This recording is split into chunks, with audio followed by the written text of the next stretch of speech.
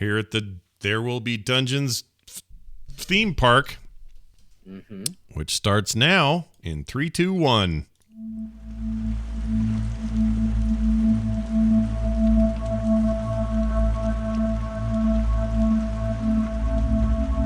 Hello, everyone. Welcome back to There Will Be Dungeons. That's right, D&D time, and it's Sunday, and it is the 28th of June. Thank you for being here this weekend. We're excited to bring you a fresh, new adventure. Well, a continuing one, really. But before we get too far, John's going to take the mic and explain how you might sip on something nice soon. John? Well, hello, everybody. John here. You know me from this show that we're about to do, and I'm going to talk to you about tea. So, as you may know, that if you go to phoenixpearltea.com/TWBD, the T is for tea, and also we have had some special teas based on our adventures so far. There are going to be 4 that are disappearing, but we're replacing them with brand new teas for year 3. And one of them is a super limited edition blend. So I'm going to tell you about the new teas real quick. We have M-Fighter Fuel Tournament Edition.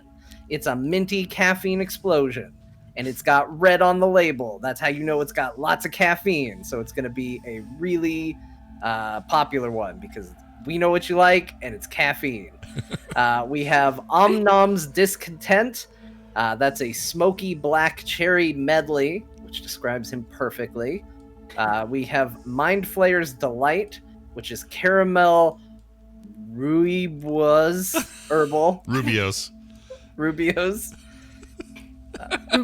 Just all those jokes. How about this? Kristen, you tried that, right? Yes, and it was very good, mostly because of the caramel in it. Gotcha. Yeah. It's a tea, but they've decided to make it fancy with a word that's spelled Rooibos. Rooibos. We also have the White Tower's Last Stand, which is a white/green tea blend, which sounds good to me. I like both those teas, so we mixed them. Nice. And that brings us... Gwen's helping me in the chat. It's Rooibos. Rooibos? I guess. All right. They Sure. could have made it easier to spell it that way. And the very limited edition Breakfast in Razakval, which is a smooth and smoky black tea. Ooh. And so, again, I don't know how limited, but she wrote very in all caps, so I'm going to say very limited. Yeah, very limited. So you can go to phoenixpearltea.com/TWBD, and you can find those all right now. They're there. You can get them, and you could drink them, and you could say, John, we did it. And I would say, congratulations to you. John sent you. Well done. Well, all right then. Go check that out. Again, phoenixpearltea.com/TWBD. And now, Kristen will catch us up on what we did last time in this new adventure on There Will Be Dungeons. Last time on There Will Be Dungeons, let me tell you a tale of a barge on a trail of glass. It was big, it was mean, across the waste it was seen go past. Trade and shade were what it made, and all eyes to it were cast. A grand tourney was held to bring more to the weld as cops. 4 came up proud and strong against a chicken lord's throng of slops. They slashed and they gashed and stood unabashed on top. The first was Hack Loman, a maybe blind ranger, all hick. A strange robot named Al, piloted by a pal through trick, and Gloryhound Ramilda for the crew who ate stew and icked. To the ship they were sent full of food and intent to aid. They played security and answered a quick plea dismayed, a kill in the grill of the train to be solved and surveyed. Down into the bowels they made their first prowls to gore. The body was lain slack with holes in the large back, count 4. Onward they slunk to the next engine bunk and door. Now rejoin the tale as they tried to jail a foe tooth and nail with no hope of bail. Will they find the shaker or will it be a faker in a Quaker known only as the Dunebreaker? Oh, man. Here comes this part.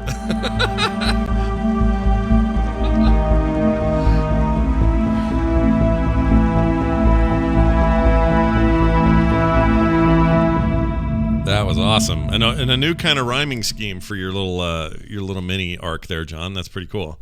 I like it. I like it a lot. It honestly, it makes me it makes me feel better about everything we did last week. I was like, you know what? I was feeling a little iffy. I didn't have a lot of prep time. I hear Kristen recap it, and I'm like, oh, it was fine. Yeah, we did some cool stuff. Great. Yeah, She hell just yeah. really elevated the piece is what she did. Awesome. Well, it's all yours now. Take us where you will. All right. Adventurers, travelers, new guardsmen. You find yourselves upon the Dunebreaker, a giant sand caravan that you have earned your place on. It's a highly sought position on account of the fact that it supplies all its passengers with the much needed necessities that are so hard to come by in the wastes. As your first task as guardsmen, you were sent down to investigate a murder. You made your way down to the engineering compartment and you found a dead body with puncture wounds in the back. One of the engineers found dead, and you have decided to continue your investigation, and you were just starting to proceed forward when we ended last week. So, we pick up with the three of you gathered, four of you if you count your dwarven friend who often gets forgotten. What was his name? Exactly. Strum. That's it. It's Strum. Yes, everybody. often gets Strum, forgotten. everyone's favorite dwarf that was definitely not supposed to die in the opening fight and lived, is with you. And so the four of you are down there. What would you like to do next? So remind me, how close were we to? I guess we don't know how close we were, but now we can say, in case anybody's had in the week some thoughts or epiphanies on how they'd like to go about this. You are near a fallen body. You've done some casual observation of what killed him. There's a small gathering of engineers around you, kind of talking frantically. There was another engineer who came up to you and said that they had heard some funny noises in the next car down, and you had been considering going that way, but we'll say you haven't necessarily committed just yet. All right. I mean, my heart tells me we should go there. We should go where he suggested going. Romilda's ready to go unless anyone stops her. Well, she's already rocking it. Okay, well, I'm just going to follow behind her. All right, so you begin making your way through the engineering section. It's hot. There's a lot of steam. It's definitely got that, Hollywood, we're in an engine compartment vibe where every now and then you just get a steam letting out somewhere for really no good reason. And you're making your way through. All the lighting is very red and intense. And it's what you're probably picturing. And you start moving forward. Now, are you moving forward with any caution or just ahead, full speed ahead, Romilda? Just a very chest out, strong walk forward. It's not a rush, but it's not a slow, steady. If someone's hiding, she would want them to hit her in the face first. Okay. Let me ask you, are you attempting to find anybody or anything as you're going? Is there any investigation or just let's let them find me? She assumes that Glory will find her, so she's just walking, assuming the bad guy will try and show themselves. Okay. And what about the rest of you? Are you just following behind, or is there anything you're doing along the way? I mean, I'll follow behind, but I'm going to keep some distance between me and her. Just kind of a... Like, when you're driving, you want to keep out a car's distance between people. So about a person's distance, just so if something goes crazy, we're not all mushed up together. I can kind of keep an eye on things. Okay, now let me ask you, Hack Loman, you walk around with a bandage cloth over your eyes. Yeah. Which you said in your introduction that you can see through. Yeah. But I also see that your favored terrain is the Underdark. Do you have a lot of experience in dark places? Some, yes. I wouldn't say I like it there, but I've had experience in dark places. But Hack Loman doesn't love it in there. Is it dark in this place we're about to enter? It's got that kind of... It's got that red light. It's like being in a dark room almost. Okay. Red lights throughout. You can see, but there's definitely deep shadows on the walls and cast behind things and things of that nature. Are your other senses heightened, or do you rely on eyesight just like everybody else?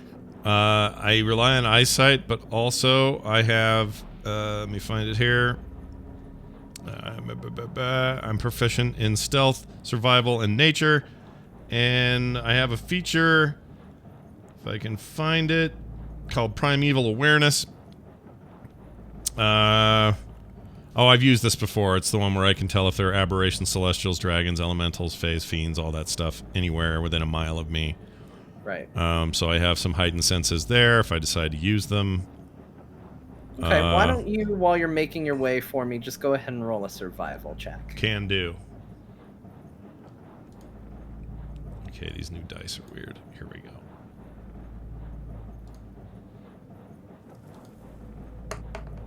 Okay. So that's plus... Okay. How do I... Oh, I don't get how this new thing works, but that's okay. So we're going to add another 4 to that, so that's 4... Oh, that's not great. That's 14. 14. Okay, just make a note of that. All right, and what about you, Al? You're making your way through.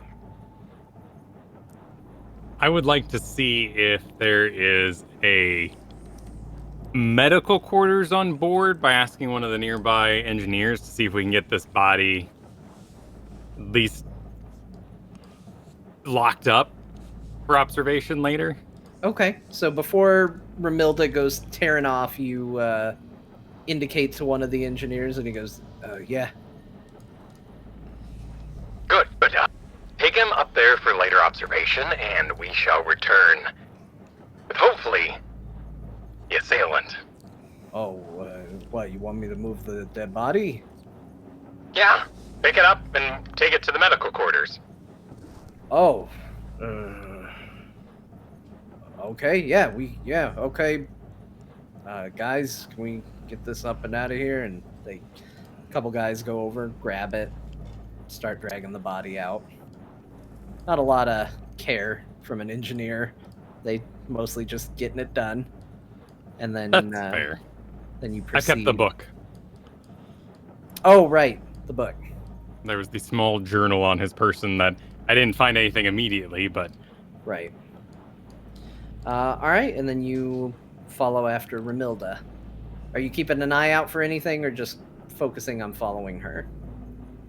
I've got my my investigation tools out, so I'm still just kind of dusting here and there for some fingerprints, looking through the spyglass over one of my cameras, mostly in my own world, investigating.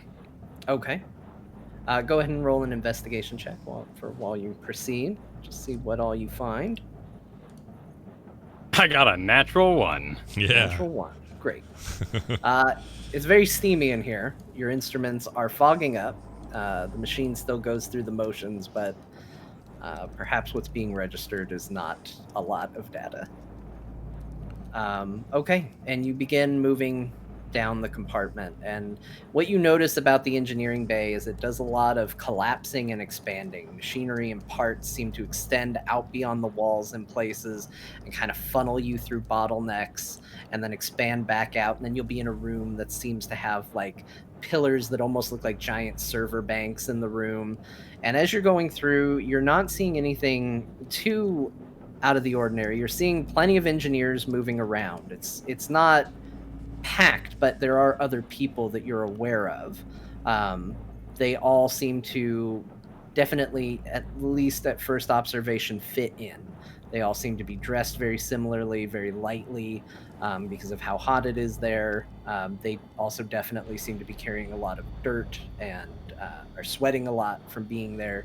So a safe assumption that these are fellow engineers, though if you do want to examine any of them closer, you're welcome to do so. And you continue to move forward until eventually you get to a place where the path narrows again, but it narrows into 2 separate columns, one on the left and one on the right.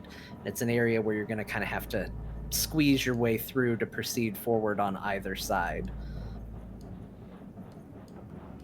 So like a kind of a fork in the way, like a. Yeah, it's all still going in the same general way, but it looks like there's a center column of machinery and parts that causes a forced natural divide that splits this section of the car in half.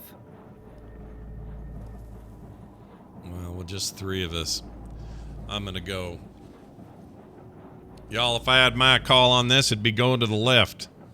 We split up. To the left! We're too much. We can't split up. There's only 3 of us. We split up. We're screwed. Unless you want to go up front on that side, me and Robot Man will go left. Ramilla's already going left. Shit. Okay. Well, me and Robot Man, we're going right. Let's do the other way. Why are we making arbitrary choices about this? We It's- should investigate, look for signs of damage of the assailant passing through here before we go getting excited. I think she's under a head of steam that no one controls but her. She doesn't seem interested in too much planning and/or talking ahead of time before we have to cross the. Hack is correct, but I will stay. Oh, this is good. All right, so let's all put our heads together here. It's a good idea there, Al. What do you suggest we do before we circumvent this here pillar? I would like to make a perception check for. Oh shit! There's a sorry. Strum's here too. You come here too, little guy. Shit, I keep forgetting we have him. Sorry. It's fine, you guys. It's fine. I just look. I understand you guys came up through the ladder together. Maybe you're a little closer, and it's fine. But I'm not bad with machines and stuff. If you have questions, I guess I can answer. Strum's a little defeated that he has not been included with the group. I don't know why I can't remember he's there. All right, so you are looking to do a perception check. What are Yeah, you unless looking it- for? Be better service by investigation. Basically, I want to see if the damage I noted back in section 1 continues in this hall at all, if it helps me find a direction. So perception is, I'm just going off of the official write-up here. Spot here, otherwise detect the presence of something, which isn't Okay. necessarily a bad idea. You could do that, or otherwise, if you feel that you would prefer an investigation, that would be actually looking around for clues of some kind, probably more on the ground or the machinery or in the area. Do you have a Let's do- preference? Yeah, let's do the investigation. Okay, and does anybody want to help him investigate, or are you just going to watch Al do this? You say that our little buddy's got machine experience? Yeah, Strum, at least that's what he says. I would ask Strum to help us know what we're dealing with here as we navigate through here, just to make sure that, does he perceive any dangers or anything we should do before we traverse this?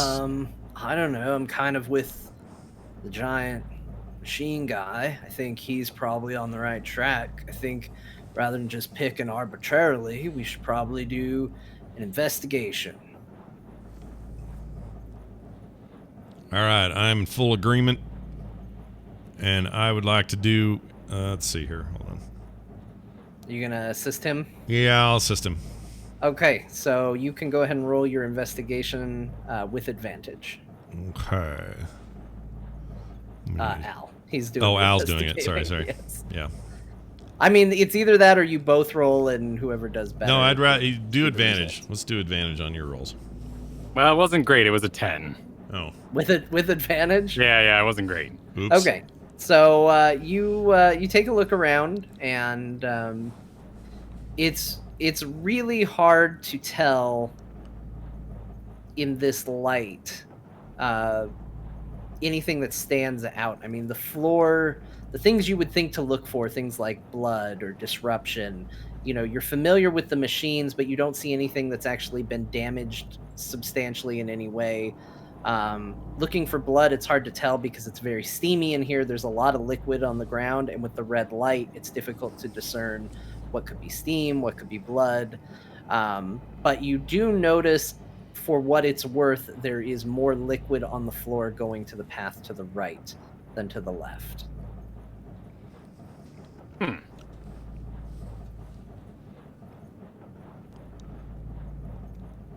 Is there a way I could discern what the liquid is? Go ahead and make a straight intelligence roll. 16. There are certainly ways to identify what the liquid is. Whether or not Al's robotic body would be able to use these means, such as taste or smell, would be difficult to determine, but... Okay. Robot, what have you found? Her We patient. found more liquid heading to the right. However, what the liquid is, I cannot say. All right. Let me check. Unless... Hack? Well, listen, I'm pretty perceptive, but I don't want to stop you from your port of call here. You go ahead and taste it or smell it or whatever you gonna do, and then you tell us what you think it is. Thank you, Hack. And Ramita will, dip 2 fingers into the liquid and All right, taste it. Before you do, go ahead and make a investigation check of your own.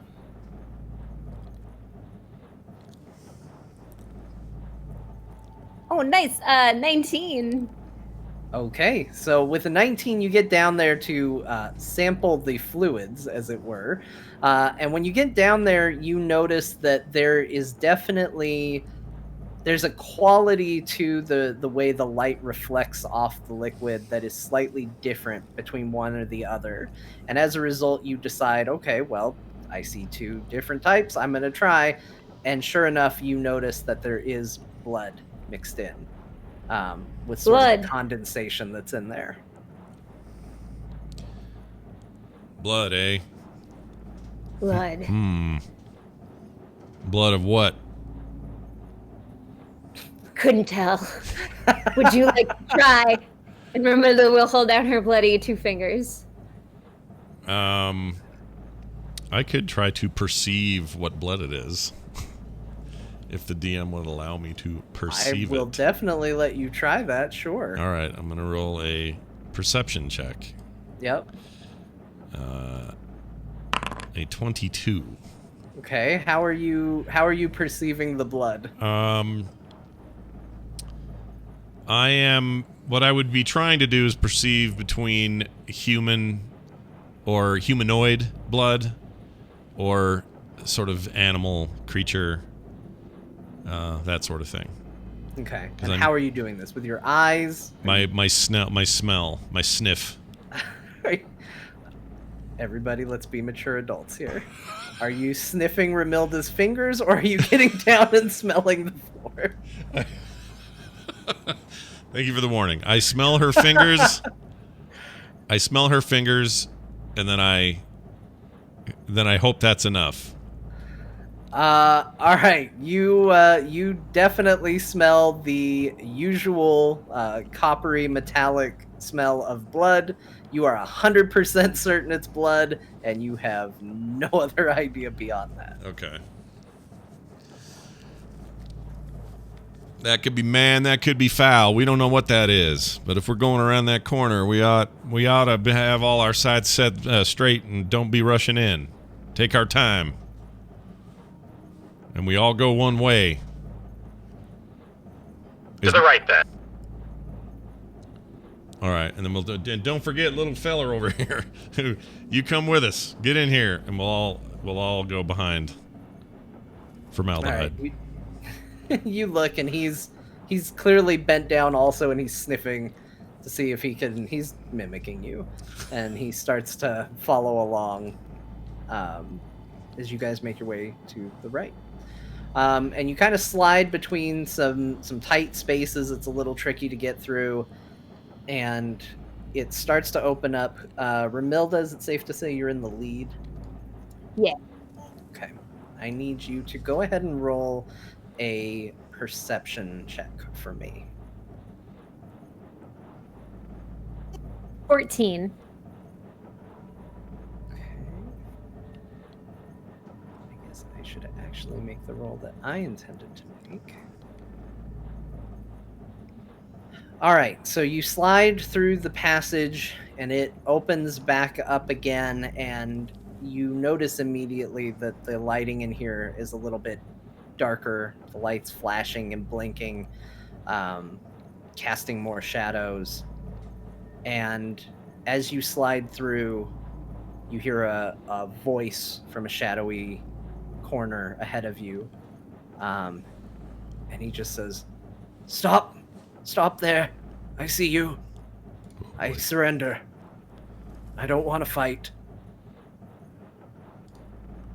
He says he doesn't want to fight! And she'll launch off a guiding bolt at him. Okay. Roll initiative, everybody. Oh, man. It has begun. I think I might just use dice for this. 10.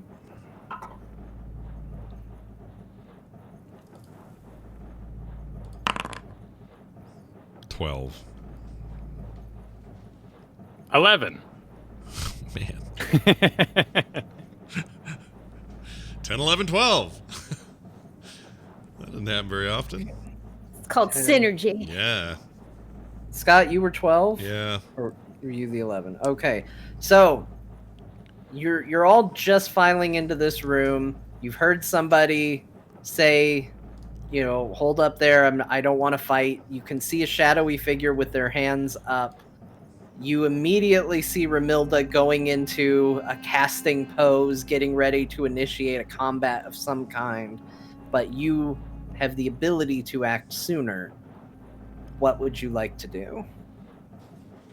How far away is he from us, or the dude we can see? He's probably about 20 feet away. And do I see anyone else around him, or just him? Maybe 15. No, just him. Just him.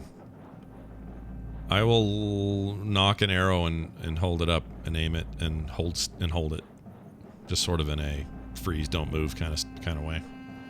Okay.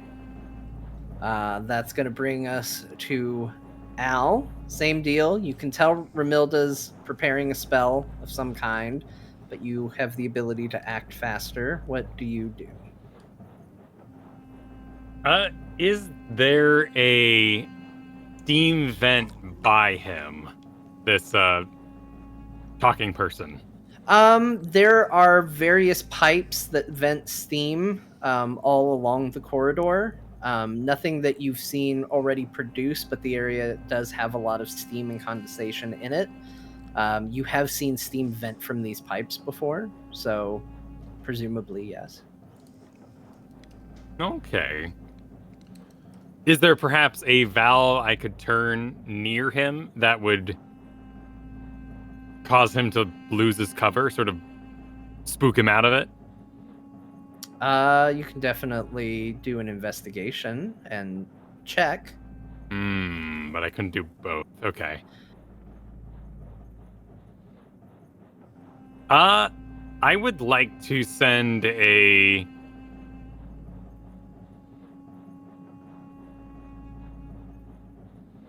I'm thinking about sending out a mage hand and seeing if I can, because it's within 30 feet. If you want to take a moment to see if there's a valve or anything, you can certainly do that. I just for full DM clarity, I'm using your roll to determine your success, not whether or not it's actually there. Oh, gotcha. So yeah. if you were wanting to turn a handle and do some steam, I would let that happen in the same round. Yeah, my goal would be to sort of his cover position, and hopefully he sort of and jumps out of there so he's exposed. Okay. What would you like me to roll for a mage hand making its way? For the mage hand will just go do it. Roll an investigation to see if you can find a suitable valve. Okay. 21.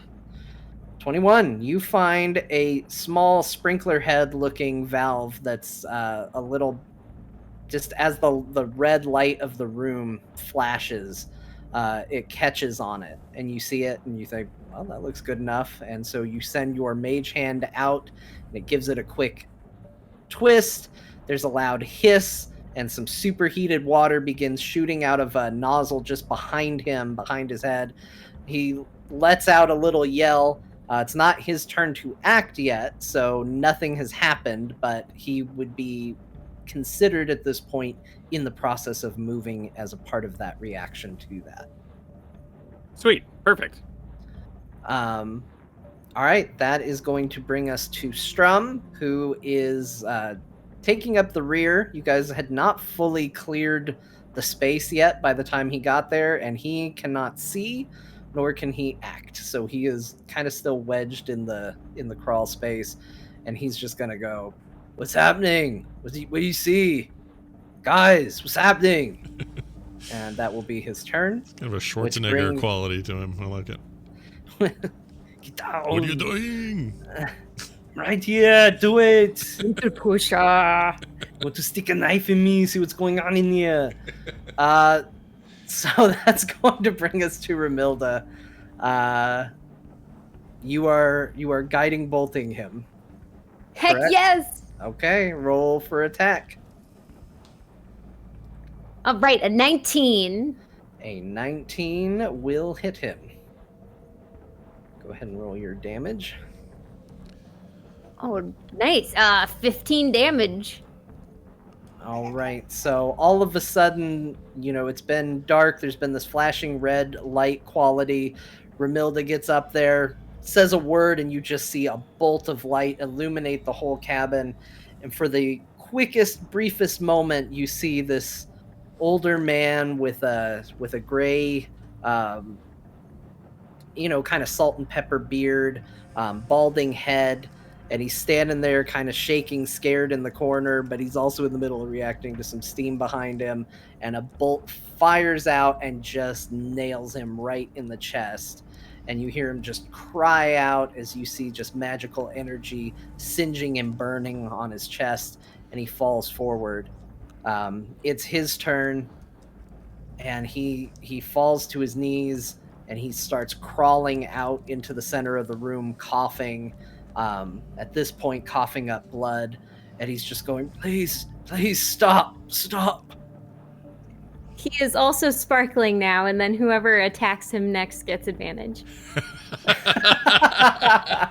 Just to be clear, This poor guy.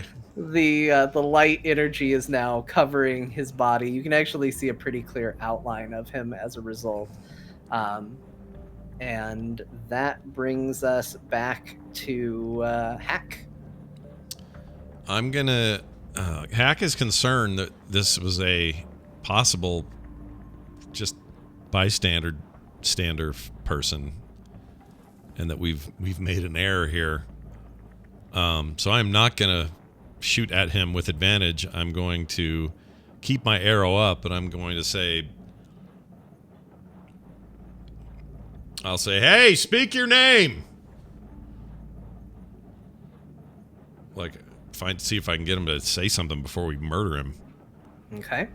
That can be your turn. That'll be my turn.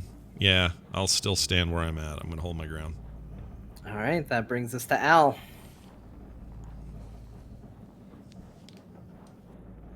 Yeah, I'll be looking on with curiosity right now. Give my turn. All right, no action from them. Strum, in the back, continues to go, who are we fighting? And that brings us back to Ramilda. Oh, yeah! Time to die!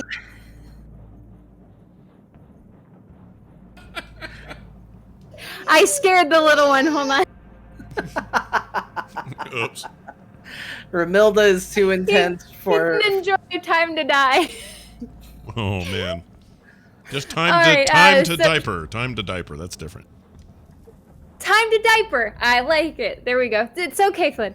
So she's gonna pull out her mace and she's just gonna run up to this guy. She's so excited and she's just gonna bash down onto one of his hands. Okay, are you aiming to kill or are you aiming to maim? Let's just do a maim, since no one else seems to be joining in this battle. Roll to hit with advantage. Oh, nice.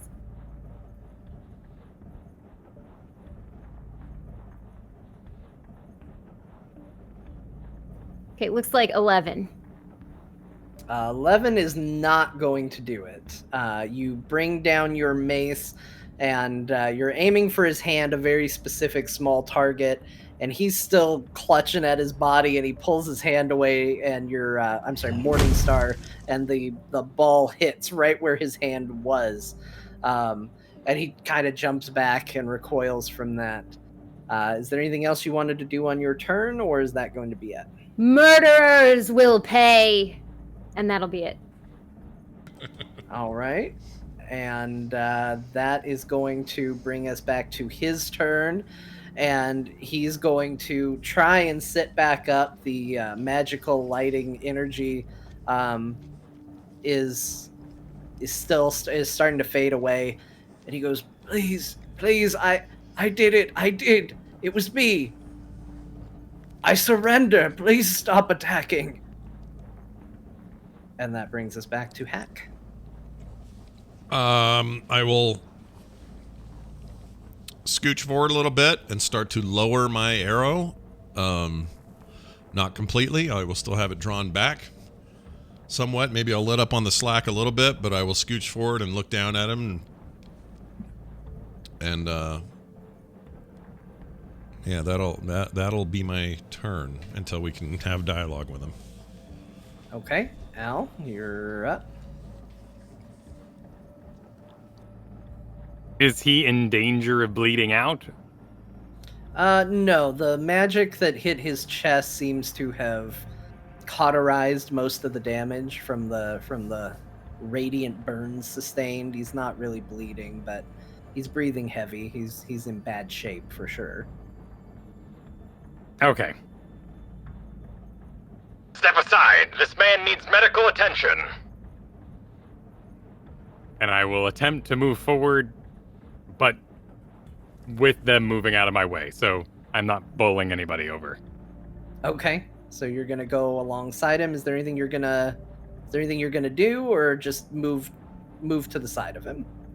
If I was able to get there without any resistance, I'll go ahead and make a medicine check to assess his wounds. Okay. The ones I haven't seen delivered. The wounds right. he may have had before this started. Sure. Go ahead and roll a medicine check. 11. 11? Okay. Your attention is definitely mostly caught up by what you know, which is he has a searing blast directly in his chest that's still lightly smoking.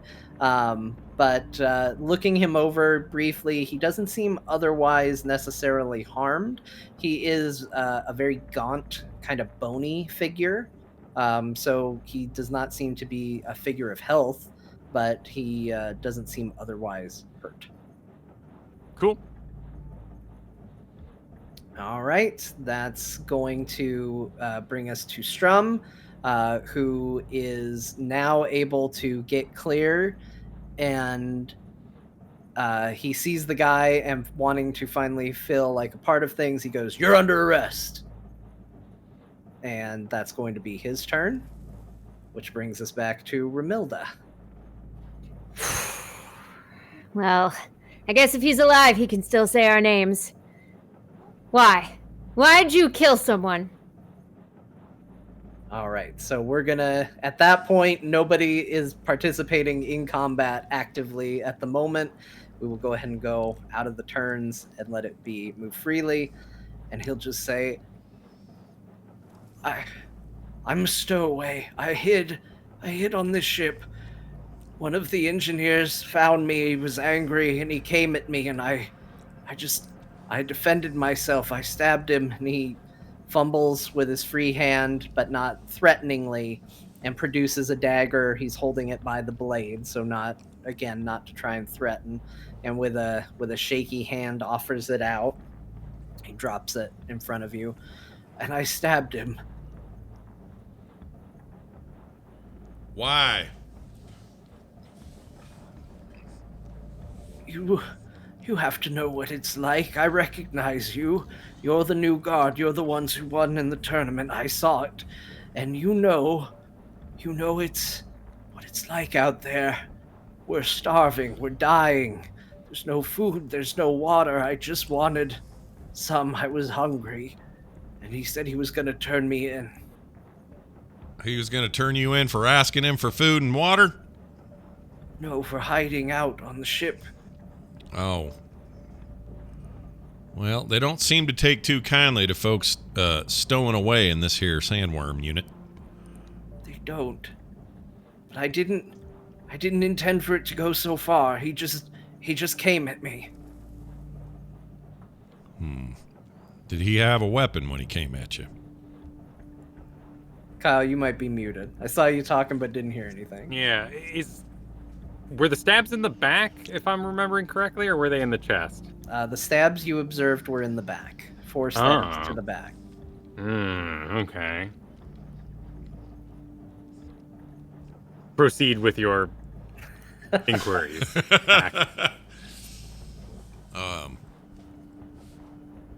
What did I ask before? I forgot. I said, you asked if he was armed. yeah, were you armed at the time of your attack when he came at you? Was he armed? I had only this dagger. He was carrying some piece of metal. I don't know. Some piece of metal. That could be anything. It could be a wrench. He's an engineer, for hell's sakes. All right, listen. We need you to be straight with us, because we could kill you as much as look at you if we need to. You understand that? Yes.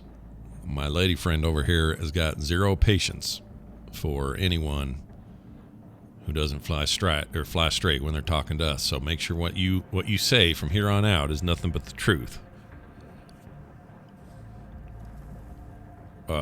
It sounds like this may just be a case of self-defense. It was, but I understand I did wrong. Just take me wherever you're going to take me. I don't know what they do. I'll go with you willingly. Is there anybody else in this down here? No, there's no one else. It's just me. You seem awful anxious to tell me that. Hold on a minute. And I'd like to kind of poke around a little, do a little investigating and see if I can... Roll an insight check for me. Okay. An 18. He was very quick to answer that. He definitely seems to be hiding something. Y'all keep an eye on him. I'm gonna dig around a little bit, see what's going on in here. Something doesn't seem right, and I would like to just sort of scan around the room or the space, see if I can find anybody else hiding. All right. Are you looking for a person themselves, or are you looking for signs that there are other people here? Signs that there are other people here. All right. Go ahead and roll an investigation check. Okay. And for anybody that's got their eyes on the man, go ahead and roll an insight check. Okay. 12 for the investigation.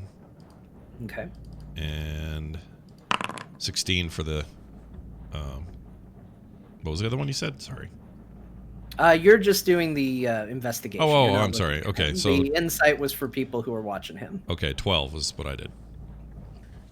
12 is what I got. A 1. I'll believe it, hook, line, and sinker. All right, Ramilda, you're just looking at him, and he just looks like a scared old man. Al, you look at him, and you do notice that as Hack starts exploring, looking around, his body posture goes a little rigid. And Hack, you look around the compartment, you see another narrow hallway at the far side. It looks like it almost mirrors what you just came through. Like this is a little, you squeeze through a small alcove into a bigger room, and now there's another alcove beyond that. All right. You don't see anything that's obviously giving away the presence of another person. The room seems otherwise empty, but that's what you find in your glancing of the room. Okay.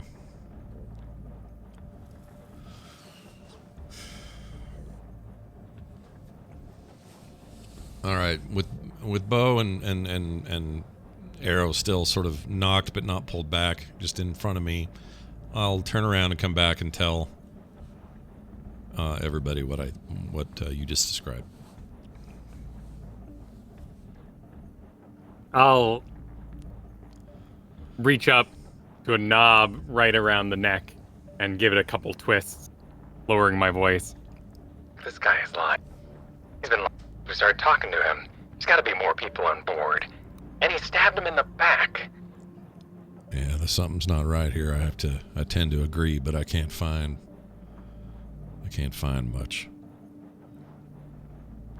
I could just yell out and say, anybody out there, get out, or we're going to burn you out. Old man, there is no glory in lying, but there is glory in death. What? I'm... Can I roll an intimidation?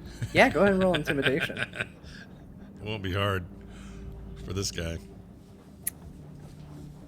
It's a 7. I thought it was a 1, so a 9 total. Okay. It's like a what? He definitely is more afraid of you than anybody else, but he doesn't waver, and he very much still says, I'm not lying. It's just me. Just take me back to whoever sent you. I'll gladly confess to the whole thing. I'm going to turn around and go, listen up.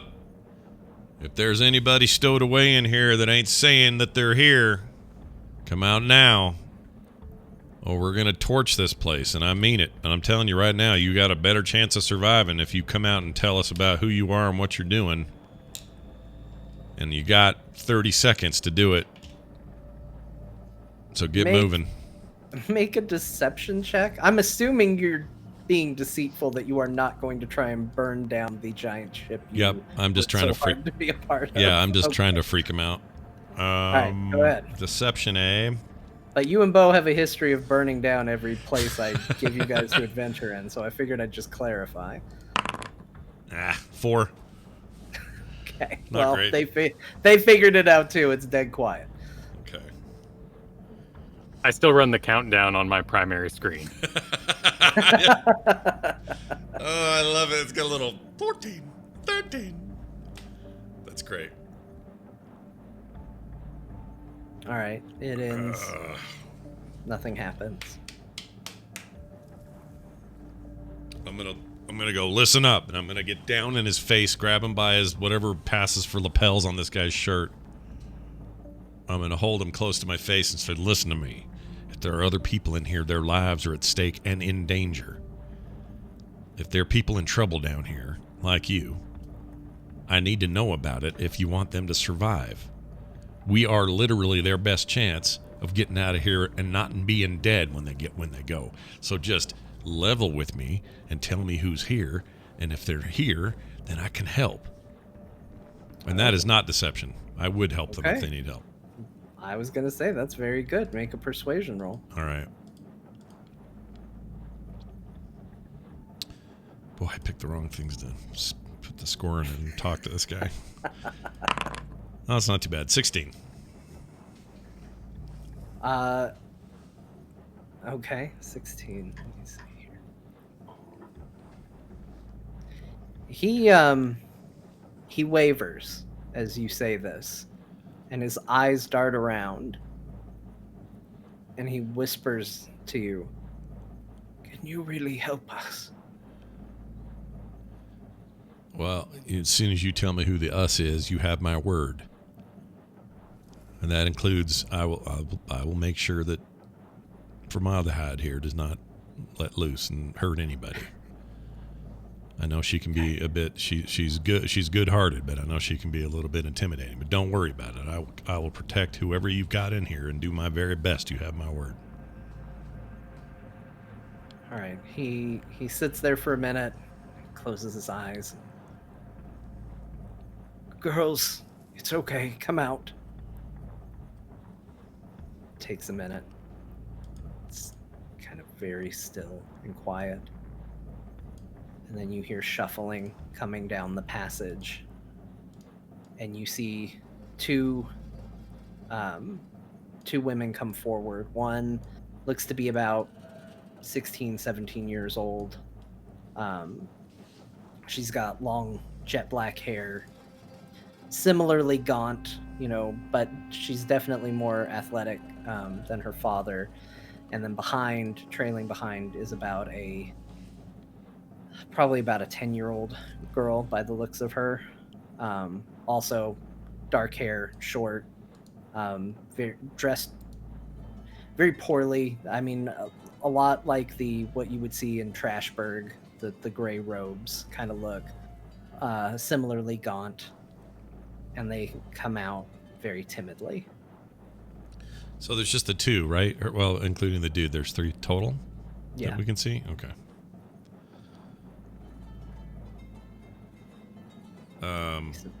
He looks at you and he says, "Listen, these are my daughters. I just wanted a better life for them. I just didn't want them to starve." Where were you hoping to take them in here? We were just hoping to catch a ride somewhere else, just to get away from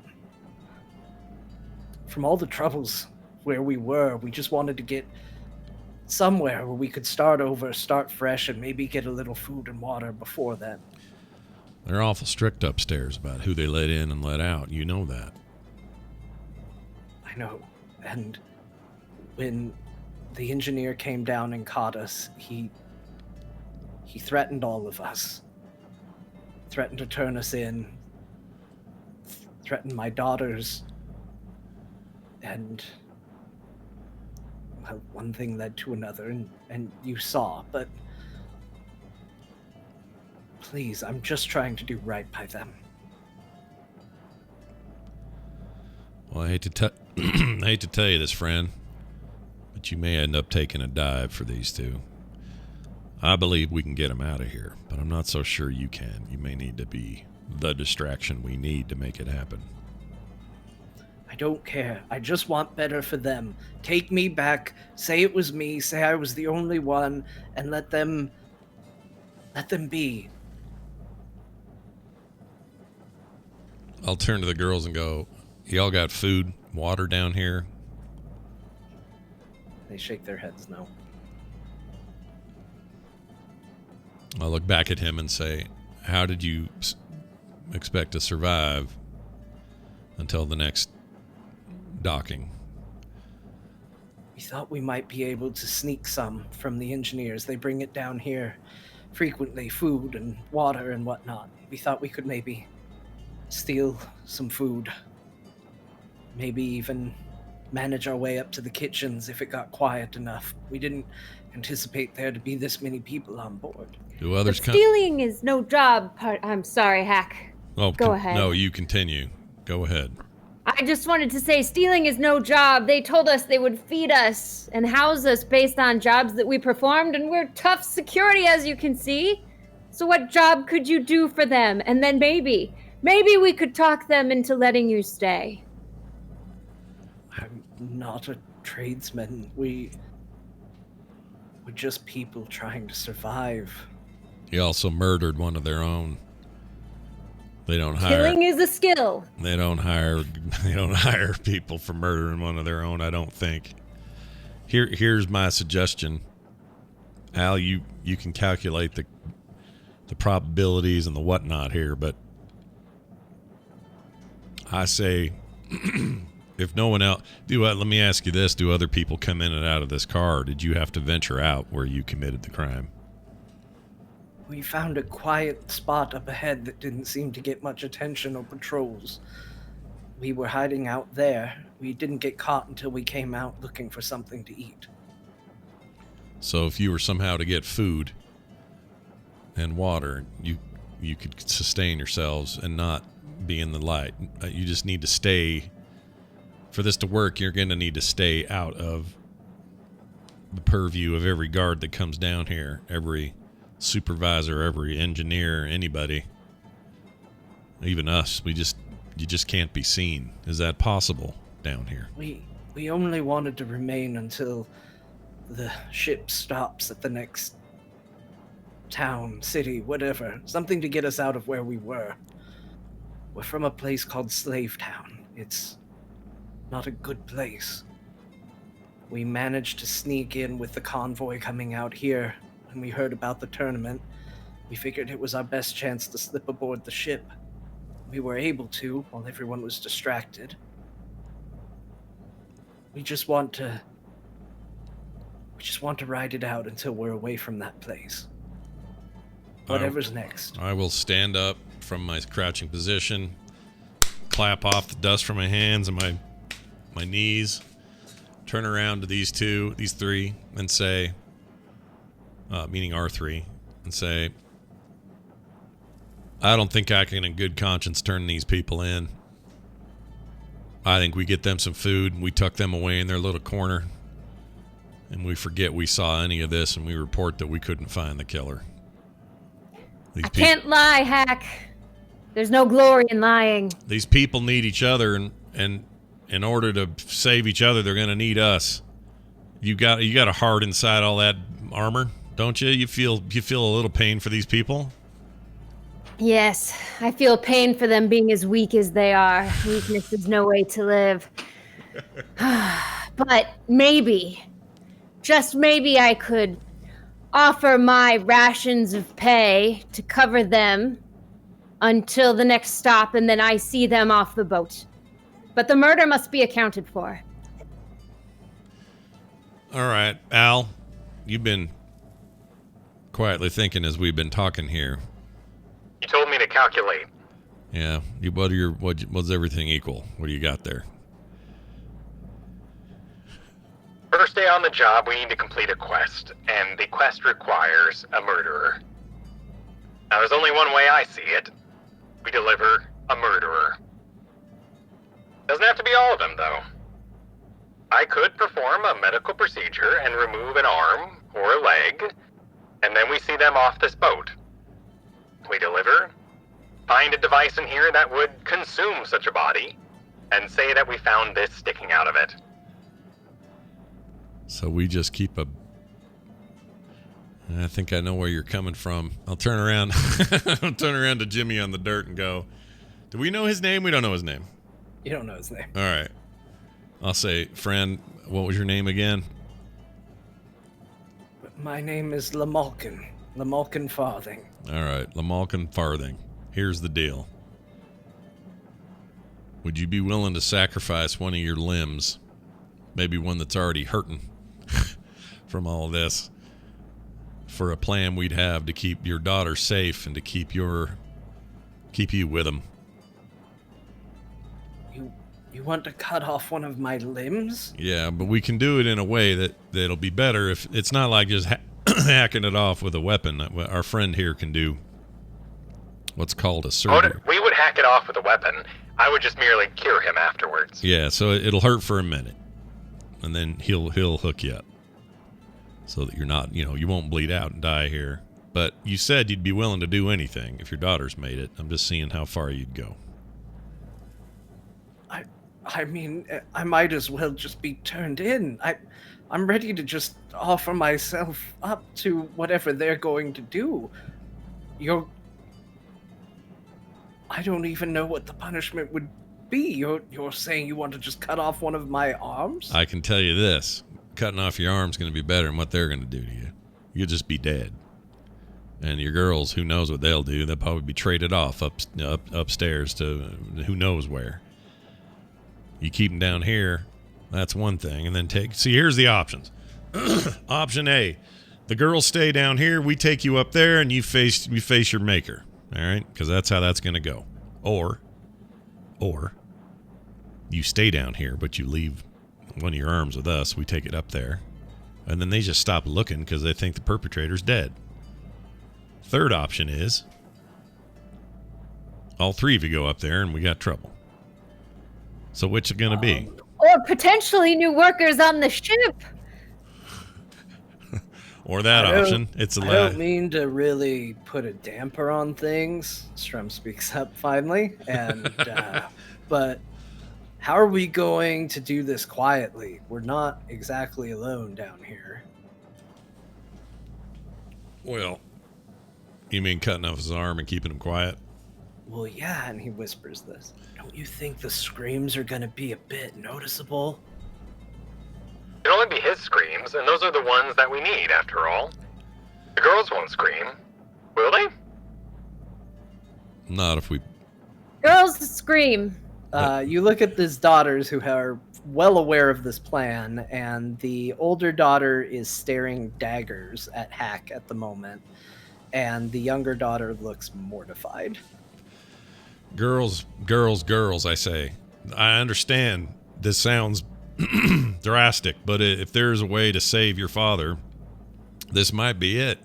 I realize that cutting off a man's arm is no walk in the chicken park. That's not a thing, is it? I made that up. But it's no walk in the chicken park. And if I could do it another way, I would. I just don't think the other options are going to be any good. And I trust Al's calculations.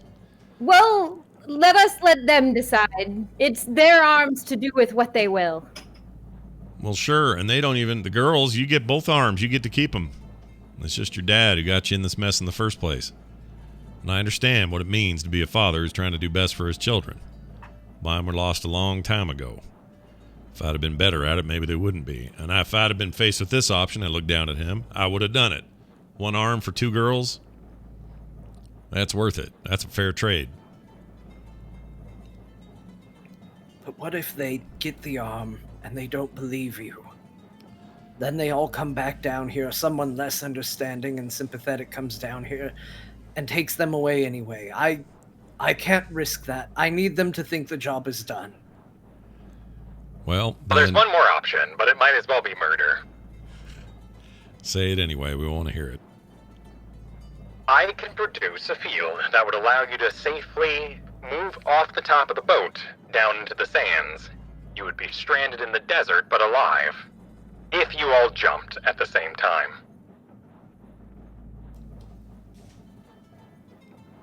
I'll make a little, all right, kind of sound. I guess we do have an option E, or D. You come with us to the top of the boat. Upon being turned in, you all run, and I will, as best as I can, catch you with this field. They're all looking at each other. Finally, the Malkin speaks up. Daughters, just let me do this. Let me keep you safe. They've already shown that they will do the right thing by you. Just let me do this. It will be okay. The older daughter speaks up. We'd rather have you without an arm than not have you at all. Don't do this. And the younger daughter just runs up now and just throws her arms around her dad. Just turn me in. I don't want to put them at risk. And if they don't buy this story you're selling,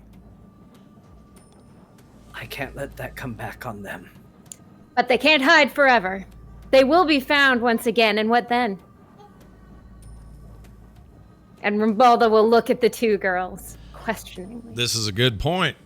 We get to another port of call, and they're just down here in their little hidey hole.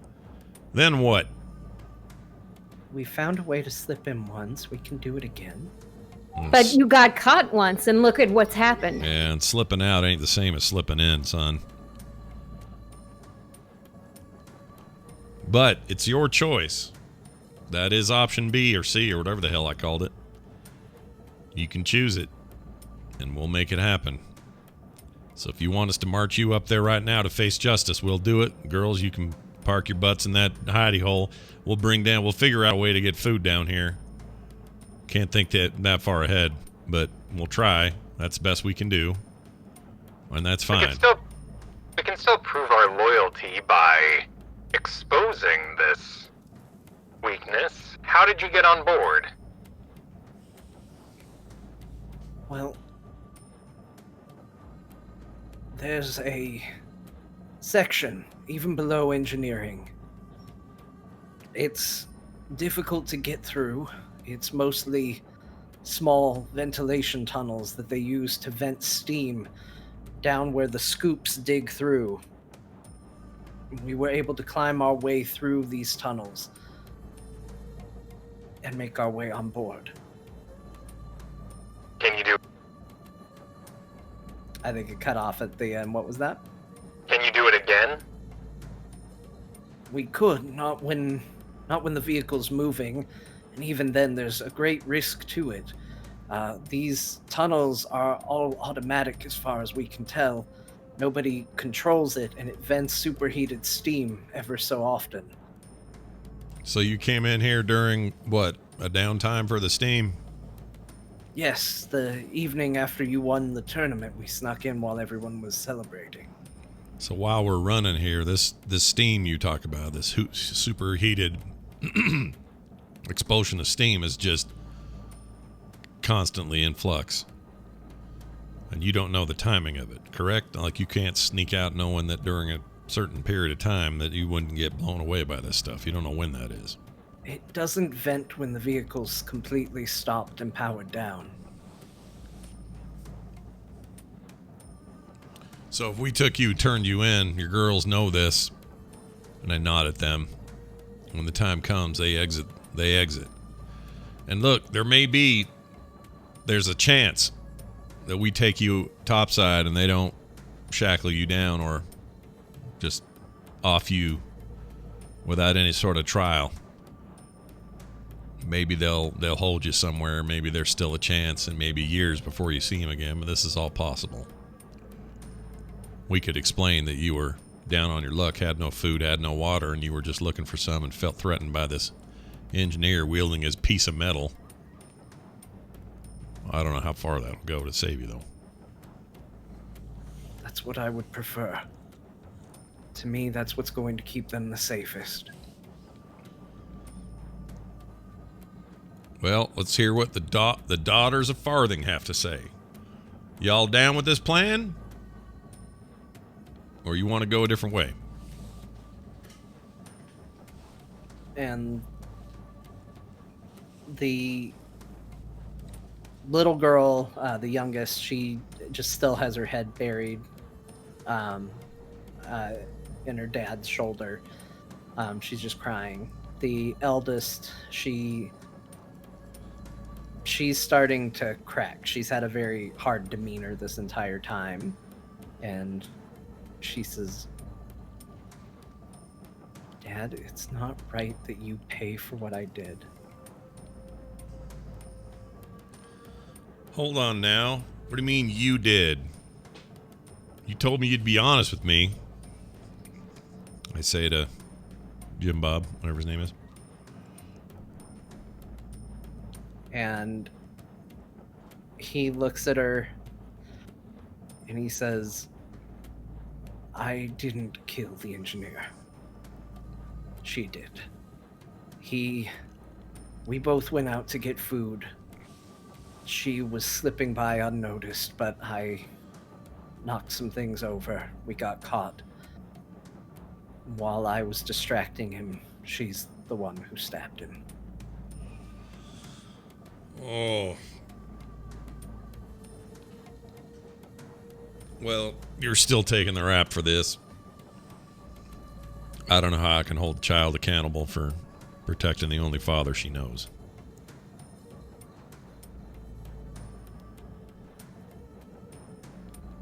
We should probably get this going. They're going to wonder where we're at.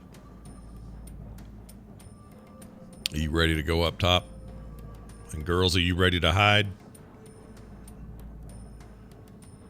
Can I have a couple moments just to say goodbye? I really encourage you all to take the jump option. All three of you together, stranded in the desert, nobody's problem.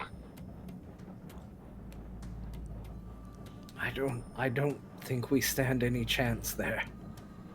At least if I leave my girls on board, they have a fighting chance.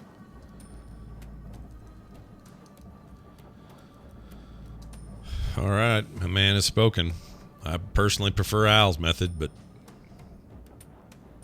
you got to choose what you got to choose. So y'all go hide, and you be careful down here. We'll figure out a way to get some food down here. You're coming with us. Romilda, you want to drag, we need this to look real. You need to maybe have the muscle of the group carry him up there looking like you captured your prey. And He can walk. I'm not going to lie for this man. They may have killed a father as well. I understand your point. However, can you just this once just hold with the story we're telling? Because if not, it'll mean our deaths, his death, and the death of these two children. Are the Why would we die for telling the truth? Sometimes the truth will... There used to be a saying about the truth will set you free, but I believe the truth will sometimes put you in jail or in the ground.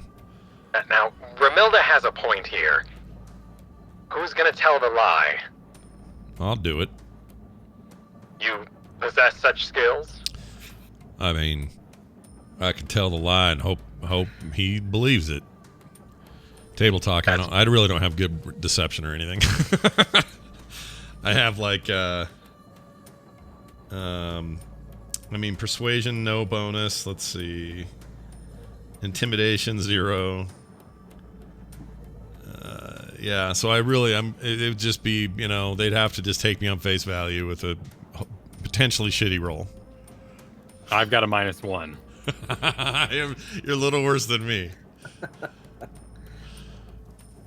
So far I am the most convincing.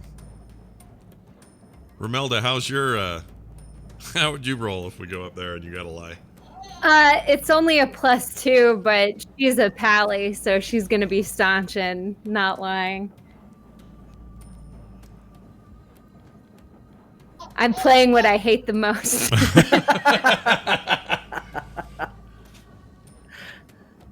So, that's what I'm saying. We go up there, everybody just mind your P's and Q's and let me do the talking. And if this goes south and they don't believe me, well, they can toss me over the side and y'all can claim I broke ranks and went sour. All right, Hack, you get one chance. But if they catch on, the truth will out. They'll have no reason to doubt. You have the weapon right there. You have me. I'll tell them what I did. All right, then.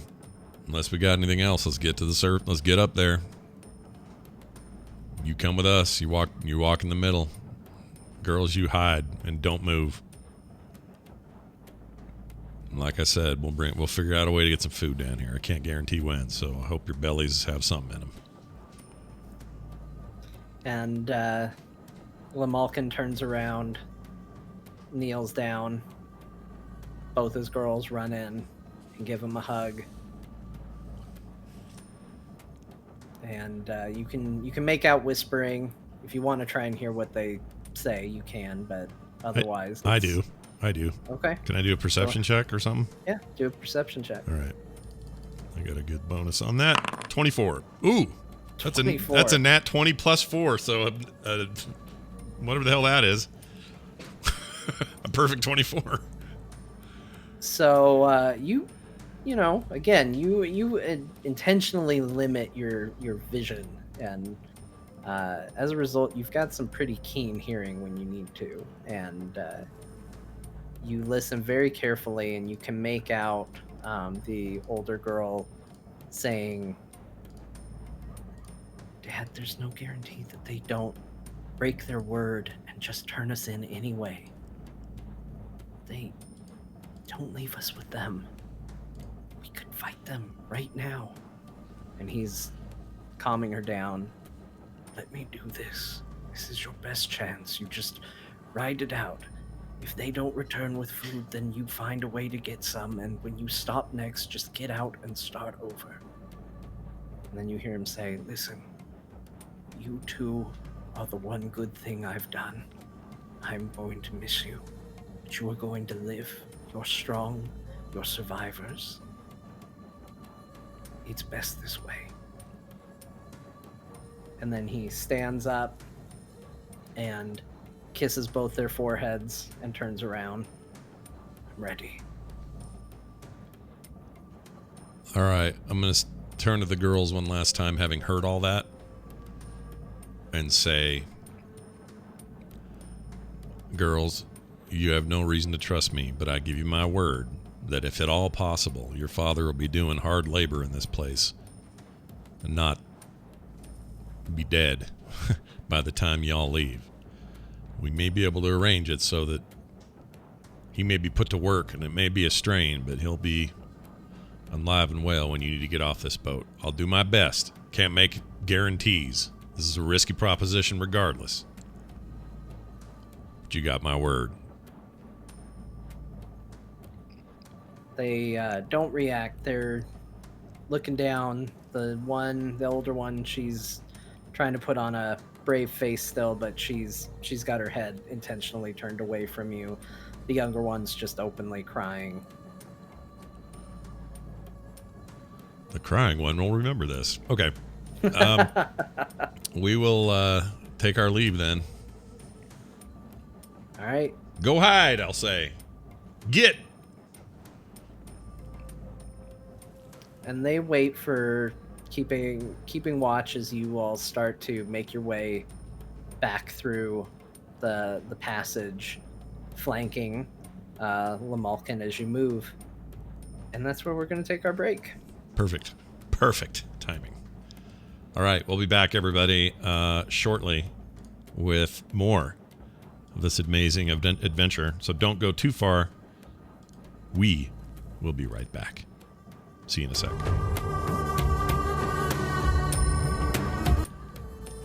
We enter into phase 2 of today's production. John, take it away. All right, welcome back. When we last left, we have discovered the murderer that you were sent down to investigate. It was actually the daughter of the person you are now bringing back up. His name, the person that you're bringing up, is Lamalkin Farthing, who is taking the blame for the murder to protect his 2 daughters who have stowed away on the ship. When we last left, he had said a goodbye to his daughters. You're now escorting him back through the engineering deck and making your way back to the conference room where you last met with Ember Shalispur and Guard Captain Lotho, who sent you on this mission. Is there anything you intend to do on the way, or just make your way there escorting him? Make our way back up there, but there wasn't anything we saw on our way that was like a curiosity, right? Or like anything that we were kind of like, oh, we better check that on our way back. I don't think. I don't think so. I guess I will ask, did anybody take the dagger? So that was another thing that he offered, was that the murder weapon was available to be taken as well. Would anybody have taken that? Well, yeah, for sure. And it looked like he offered it to Kristen. I would assume she pocketed it. Yeah, it was just on the ground in front of him. Oh, it was? So okay, anybody could take it. Al, we'll say Al took it because he's very analytical and wants the weapon. Okay. So you are all making your way back up. You definitely are gaining attention as you go through. The various engineers see you, and they see that there is someone they don't know with you, and you're getting a lot of cheers and, yeah, get him! Someone's yelling at you, shoot him!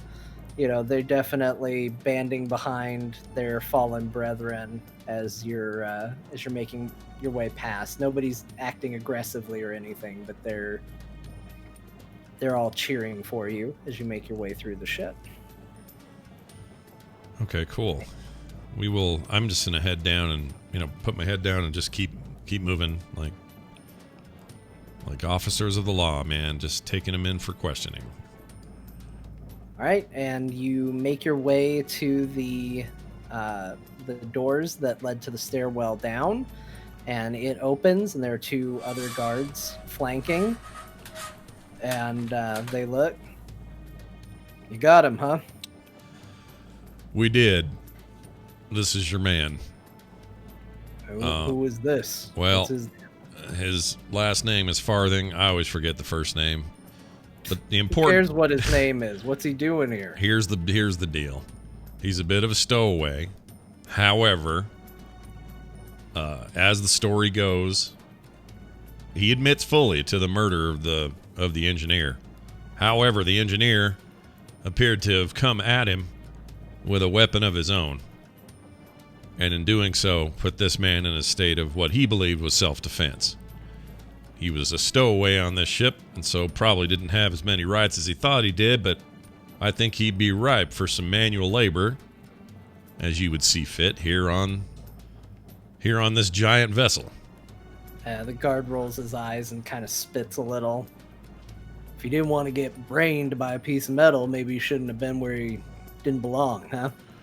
I agree, and I believe that he is willing to pay dearly for his infraction. He will.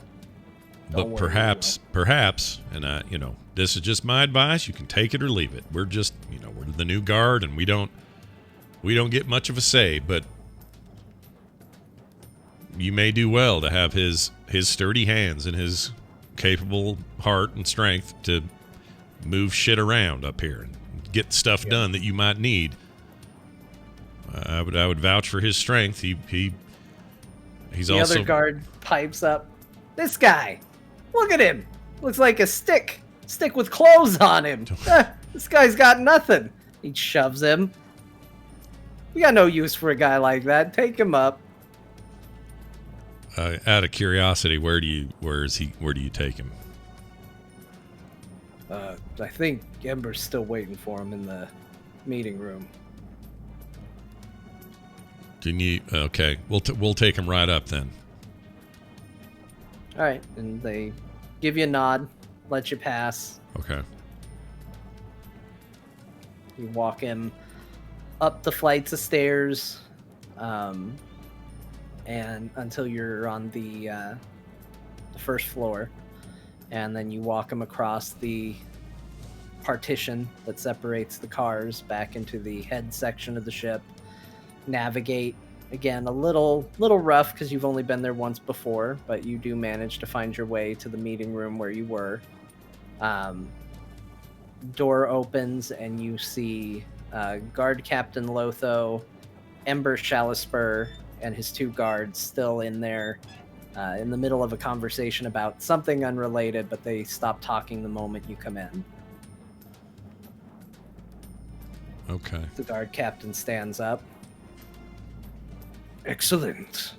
You've returned very soon. What do you have for us?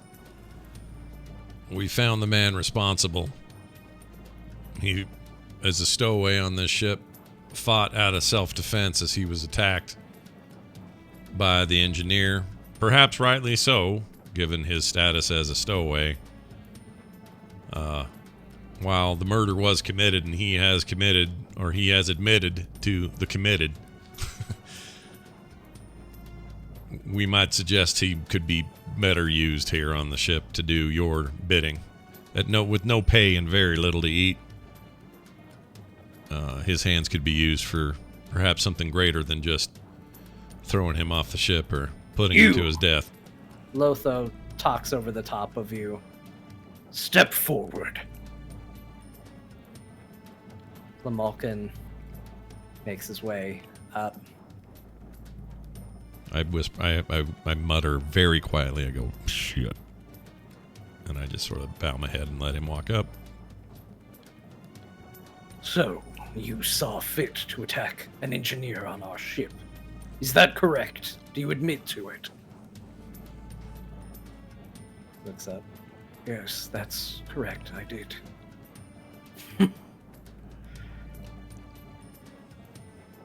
How did he do it? Al, would you please produce the weapon in question? Open my back toolbox, pull out the knife from earlier, and place it on the table.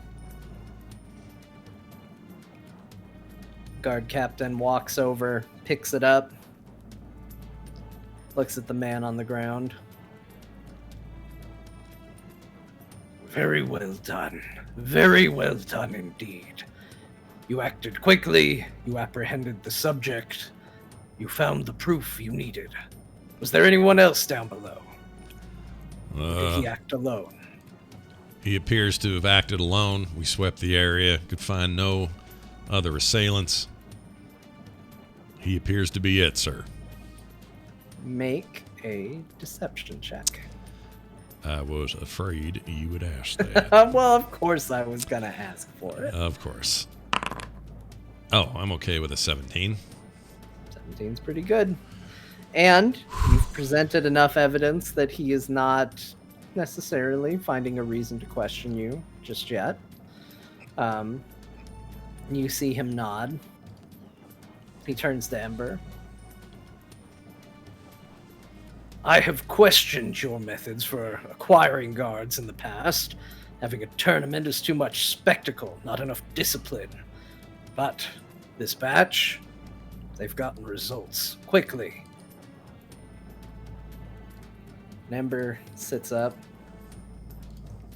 Yeah, now I see that. These are fine guards. Fine guards. I'm happy. Happy to have you. Happy that you did your service for me that was requested. I guess we just got to decide what to do with this one here. He stands up. He goes walking over to Lamalkin. And Lamalkin is taller than Ember. And he says, why don't you go ahead and kneel on down, son?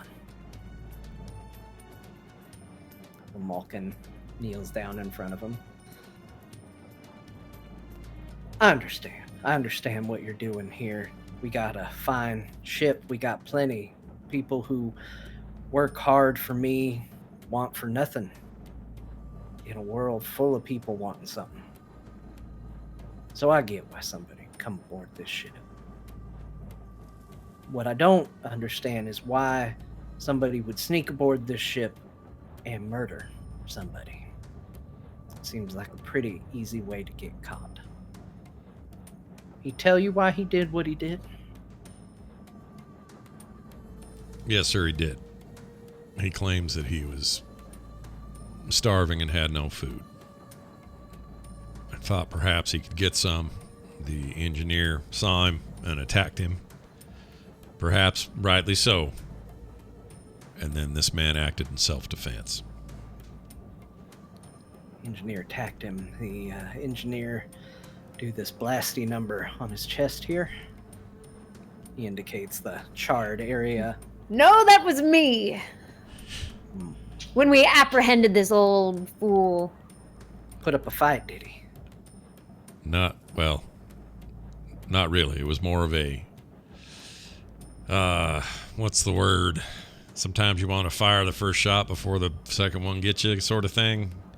It was preemptive. We didn't know what he'd do, so we did not aim to kill, but we aimed to suppress. And I understand. Yeah. You got a hard job. You do what you got to do. yeah. Might I say, Mr. Ember, if I may speak, I do believe this man is not only sorrowful for what he's done, but is willing to perhaps work himself to death's door to make up for it. If I could just recommend a sentence, it might do well to have yet another pair of hands here that can help get work done and not be too much of a drain on your resources, sir. Then I'll back up. Make a persuasion roll. Okay. As you can tell, I really don't want this guy to die. Let's see. Here we go. That would be a 12.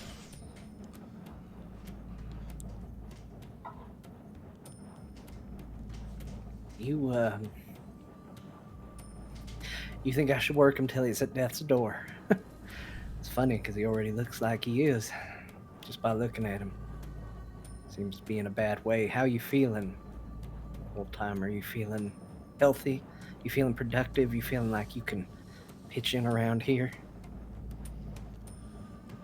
And Lamalkin just keeps his head low, doesn't make eye contact, doesn't look at him. Yeah, I don't know how much good we're going to get out of a sack of bones like this one. I understand, though. It's dirty business. Having to bring people who just want to survive, have bad things happen to them. You got any skills? The Malkin stays quiet. Not exactly sure how much use he's supposed to be for me. You got any ideas how I can use a man that is old without an inch of muscle on him? Well, he did get aboard your ship, so clearly he knows something in the way of sneaking. That he did.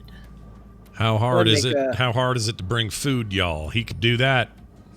You get hungry, you call old man McGillicuddy here, and he brings your food. Snap, snap, chop, chop. Doesn't do it fast enough, you whip him. Oh, we already have somebody for that. Dipshit has proven to be quite capable of bringing people food when it's needed. Dipshit. Go ahead and Ramilda, go ahead and make a persuasion roll. Just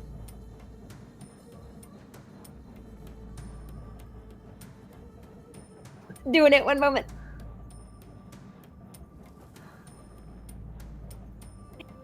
Oh, nice. At 23. he was able to sneak aboard the ship. And how did you go about doing that? How did you get aboard our little vessel here? The Malkin seems to be thinking it over. And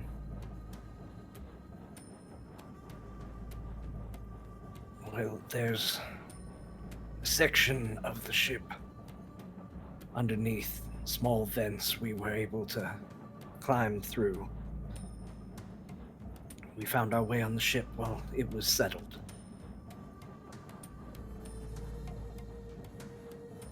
He sits there thinking for a minute. He's talking about the tumbler vents. It's an important part of the ship. Difficult to get in. Find its best work for children. Young ones.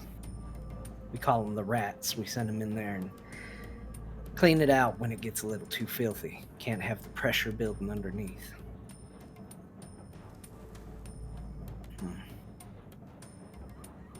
There's not much we can do. We can make sure people don't go in there, but if you're saying you're small enough to fit down there in the tumbler vents, then maybe we do have a job for you. Maybe you can go work the tumbler vents for us. Does that sound good? Does that sound like a good way to earn your pay and your place aboard this vessel? Malkin looks around a little confused. If that's what you're offering, yes, I would happily do it. Wants to be a rat. This one. I swear, first time for everything. Never had anybody come to me say they want to be a rat before, but this one does. All right. Seems more useful than dead, in our estimation. Argyle, why don't you go ahead and you take this one on down to his new home. See if he can figure it out. Make sure he doesn't get himself killed too quick. It's an important job. Hard to replace people down there. And Lamalkin doesn't seem to know if a good thing has happened or a bad thing has happened, as one of the half-orc bodyguards comes over and grabs him and starts pulling him away. Well, what an eventful day the four of you just had. Started being guards. Shame, I'm down an engineer. Can't have a tournament for an engineer. This ship requires a good deal of, I guess you'd call it almost a form of nepotism. A lot of training through family lines, one leading into the other. Don't suppose any of you are skilled enough to replace my engineer. I'll hold my hands up and shake my head and glance at Al. Al, you seem like a likely candidate for the kind of work they need doing. I'm over for a time, but I assure you my other skills would go to waste. Yeah, I have seen you fight. Terribly exciting the things you did down in that fighting arena. The dwarf Strum. I mean, I know a thing or two about machines and stuff that could probably help. Alright. Why don't we try that? You all mind if I confiscate one of your comrades here and put him to a better use? Go in glory, Strum. Alright. Why don't you run on down to that deck, see if you can figure it out, help them out. And Strum, the tag-along dwarf, Is no more. is no longer in the party. No! When we go to select our party, he's all grayed out. Yep, he's grayed out. You don't have access to Strum. He's still alive, though. Strum has left the party. Down on the engineering deck if you need him now. Like, sometimes you do things as a DM where it's blatantly obvious what you're doing, and sometimes it's not so much. But we needed to get rid of Strum, and now he's gone. All right. As for the rest of you, tough first day, but a good first day. Back the way you came, you can make your way on over to the living quarters. We'll be able to give you your rooms, and there is, of course, the dining hall. Anything you need, you are welcome to. Well, all right then. It's been our pleasure, and we appreciate you letting us take care of this. We look forward to earning our keep here every day. Of course you do. And we'll leave, or I'll leave. I don't want to speak for everybody. Yep. Mm-hmm. All right, so we'll head out. Head toward the living quarters. As you go, Guard Captain Lortho stands at the door. You did good. Go ahead, take the time you need.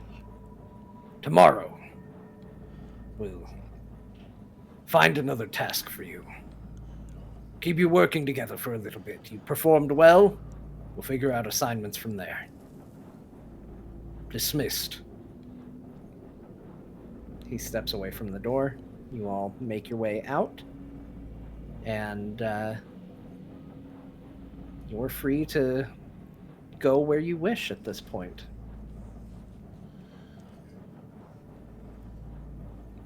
Well, I don't know about you two, but I'm starving. Al, do you even eat? I forget. What do you do?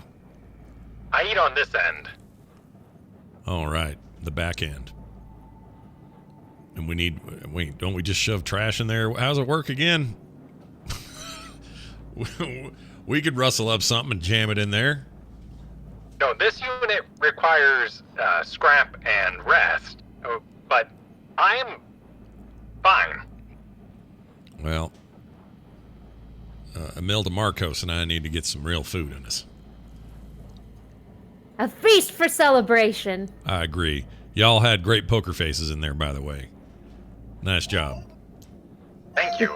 Only Could had have gotten them jobs. only had to say what we had to say, and it's possible these girls will get their dad back, and I think we did a good thing tonight. So don't go fretting about it or thinking about it too much. Let's go get something to eat, and we'll head toward whatever car would have food vendors and that sort of thing. Okay, so you make your way across the connecting tunnel back into the first car, which is primarily passenger living spaces, amenities, things like that. And you head in there, and you are greeted by someone, small, looks like a halfling, but a little short for a halfling, but has a similar. Could be the comparison to Ramilda. Remember, Ramilda is very large for a halfling, so you're currently seeing a scale comparison. And he greets you. Hello, I'm here to give you the keys to your new rooms. Well, that is utterly fantastic. And I'll reach a hand out with my palm forward to accept the key. Hack Loman, That would be me. you are in 3A. 3A it is. Thank you very much. Al, you are in 3B. And Ramilda, you are in 3C. Yes, thank you. 3 rooms together on the 3rd floor, all right as you step out of the stairwell, if you're looking for it. The dining room is right behind me if you need food. And if you need anything, I'd be happy to help.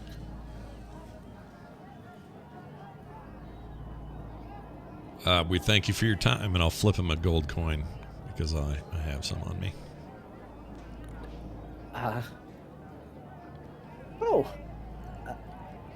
Thank you. You're welcome. That's Never good. been paid for this before. It's good service. Where I come from, we call those tips. Okay, well, it's the first tip I've ever gotten.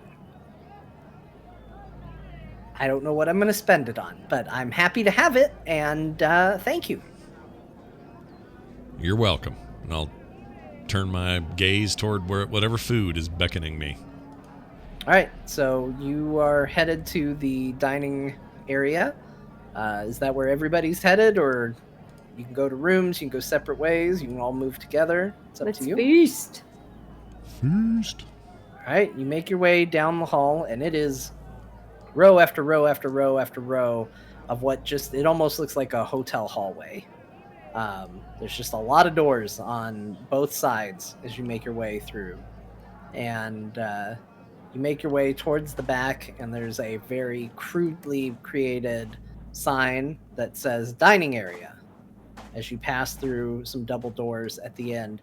And it opens into what almost looks like a grand ballroom sort of looking place. It's very wide, very open, with just various tables filling the entire space. And it's extravagant in terms of wasteland extravagant. It is not all pristine, beautiful tables or anything like that. It is, some of these are metal, some of these are very ramshackle, some of these are big wooden tables, some of these are wooden legs mixed with metal legs, mixed with a board that's just laying down. Some of them look like somebody pulled a door off one of the walls in here and laid it down and is calling it a table, but it's all very presentable and very nice at the same time. And there's various passengers throughout filling the area. Towards the far right-hand wall, there's one of those kind of like buffet style windows with a ledge in front of it where you can come in and get food. Although you don't see anyone currently back behind there offering anything, but you do see a queue of people standing in front of it. Not a lot, about 2 people waiting in line, 1 person kind of leaning in through the window looking down.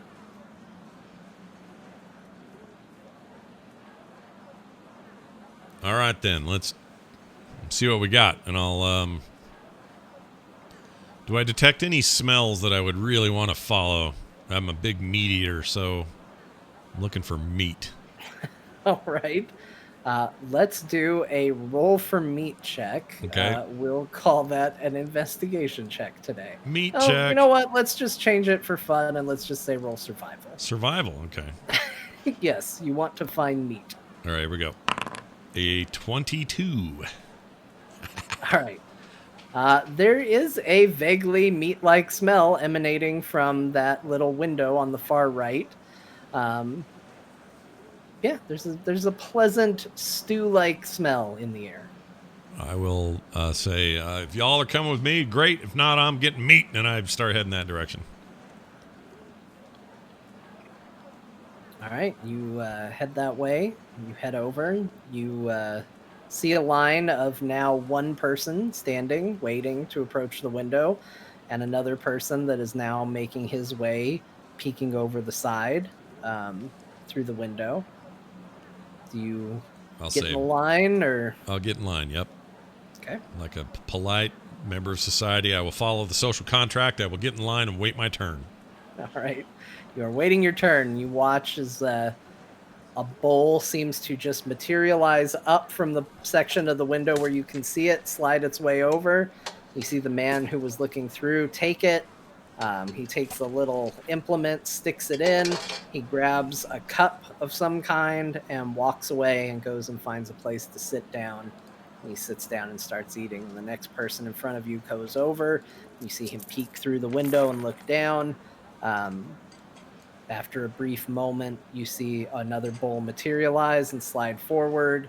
And then when I say materialize, it's just you don't see anything, and then a bowl comes into view through the window and appears on the ledge. It's not digitizing or anything. Oh, you don't mean like magic? It's not magically Yeah. appearing there. Okay, all right. It's not going and all of a sudden there's a bowl. Okay. It's just like if the bowl was this dice tray, it's just you see a ledge and then whoop, there's dice, and then it slides out and they Okay. take it. All right. So I don't know why I did that. I have a cup. I literally have a cup. I could have just done a cup. But anyway, so he goes through the same process, gets a bowl, gets a cup, and now it is your turn. All right. My good man, I will have whatever meat dish you are serving this evening.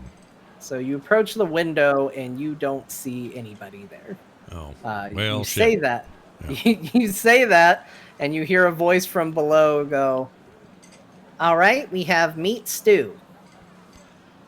I'll look down. Do I see where this is coming from? Yep, as you peek in through the window and look down, and Dipshit is standing there on the floor next to a giant bubbling cauldron with a brown substance bubbling in it, and he's looking up at you expectantly. Hello. Dipshit, is it? Yep. I remember you from earlier. I will take a bowl of that off your hands, please. Great. Sure. He takes a big old slop of the stew, puts it in the bowl, lifts that up, and slides it across to you. It takes almost a full reach to get it up to the window, slides the bowl over to you. And would you like water with that? Is that all you got to drink around here? Yeah. Then I'll take it. He goes over and he's got one of those, like a beer tap. Yeah. He pulls one of those with a glass under it, and you just see water fill up. He goes over. He sets that up on the window ledge for you as well. All right. And who do I pay, I say to him? No pay. This is what you get for your service. Oh, that's not bad. All right. Thank you very much, shithead, or what is it? Dipshit. Dipshit. And I'll leave with my food and go find somewhere to sit. All right.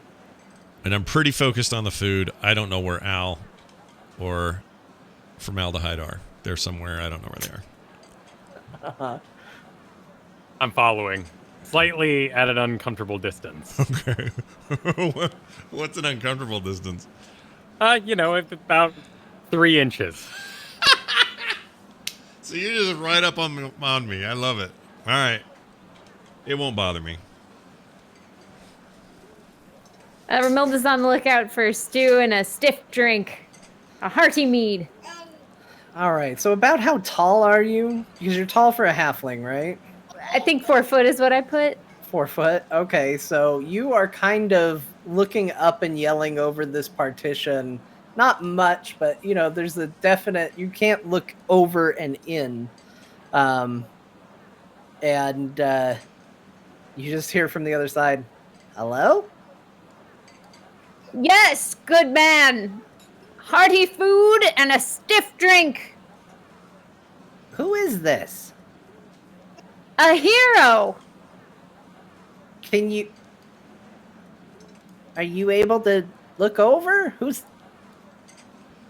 Just pass the food. Oh, okay. He takes the bowl, slops them in. You You don't see much, but then you hear a sliding sound and a bowl comes into view up at the top. She'll grab the bowl. Do you want some water as well, or just? I just the said a food? stiff drink. Oh, you hear some concern, and then you hear and a cup slides its way across there. All right, she'll grab the cup, not check it, and go sit down. And so you do. And the three of you are now seated around a table. I'm standing directly behind Hack. Oh, okay. Hack, you're seated at the table. You've got Al standing uncomfortably close directly behind you. And Grimilda has just joined. You both have stews. You have glasses of water, much to Grimilda's dismay. I'm sure she'll find out. Yeah, as soon as she takes a drink from the cup, she'll spit it out and go, "What is this?" It's water. Swill. It's water. And then she'll march back to the hole in the wall and throw it into the hole and go, "Give me my drink!" You just threw it at me. This isn't mead. We don't have mead. We have Sold water. a mother today. We should be celebrating. Mead is not on the menu here. It's water. No mead. Delicious, life-giving water? Nectar of the gods? Grimvilda's eyes will get wide and she'll go silent. She's shocked, and then she'll slowly walk back, realizing what a terrible mistake she's made. As you walk back, you hear hello? Are you hello? As you disappear. Oh, dipshit's the best. All right, you have your meal. Is dipshit a gnome? Yeah, dipshit's a gnome. Okay. We have to draw a dipshit.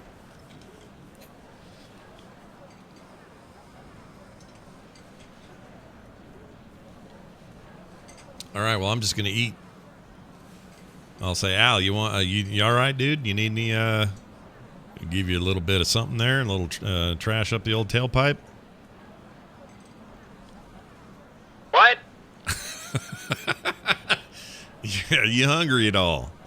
We're not going to be here very long, so I'm just making sure. I could probably rustle up some scrap somewhere. I know you said you're all right, but, you know, robot man's got to eat. No, this unit's good. I apologize. I'm currently in follow command. Oh. Can you let me know when we get to my room? I will. Just relax yourself here. Is he standing? Standing by me while I sit and eat? Like, Yes. Okay. Just stand there. Keep watch for a second. I'm almost done. No, get up and go. I love the idea that he /followed you. I know. That's what I thought too. That's funny. All right, I will hurriedly, not hurriedly, but I'll eat at a good pace and fill up and get up and go back to our quarters. All right, you fill up on your food while you're all eating. You do notice a side door next to the window opens up, and you see Dipshit hurriedly come running out, and he starts gathering the bowls from anybody who's not at the table, and he seems to be breathing really heavily as he's running around this room. He comes up to the table. Excuse me, are any of you done? Can I collect any of your bowls or cups or anything? Sure, my good man, and I'll push them. I'll pile mine up. Or I guess I was thinking I had a plate, but I don't. I'll just push the bowl and spoon his direction. Okay, thank you. And he looks back, and you can see there's a line forming with a guy looking in, going, Dipshit! And I gotta go. And he goes running back into the kitchen, and you see the cycle continue as more bowls appear and more people get fed. And then you said you were wanting to go to your room? Yep. Al, you be with me, buddy, and I'll get up and leave. Amilda, you good? There's no mead! You're not wrong about that. And then she'll get up angrily from her chair and follow. All right, we'll march out of there then. All right, you head out. You head down to your rooms where the halfling had described they were. They're exactly as he said. You get down to the bottom floor, and when you step out, you immediately see to your left, once you go into the hallway, that there is a room 3A on your left as soon as you leave. And then a little further down to the right is 3B. A little further to the left is 3C. All right. I believe, friends, this is where we part ways until the morning. I bid you good night, and I'll open my door, or I'll unlock my door and go in. Sleep well, Hack. Thank you, ma'am. To the door. I'm still. Hang on. Now he's on the other side of the door, but kind of still stuck there. You can quit following me. Sorry, I meant to tell you. Go to your room now. I'm trying. Thank you. All right. Just don't open the door. All right, it's fine. Jesus, Murphy.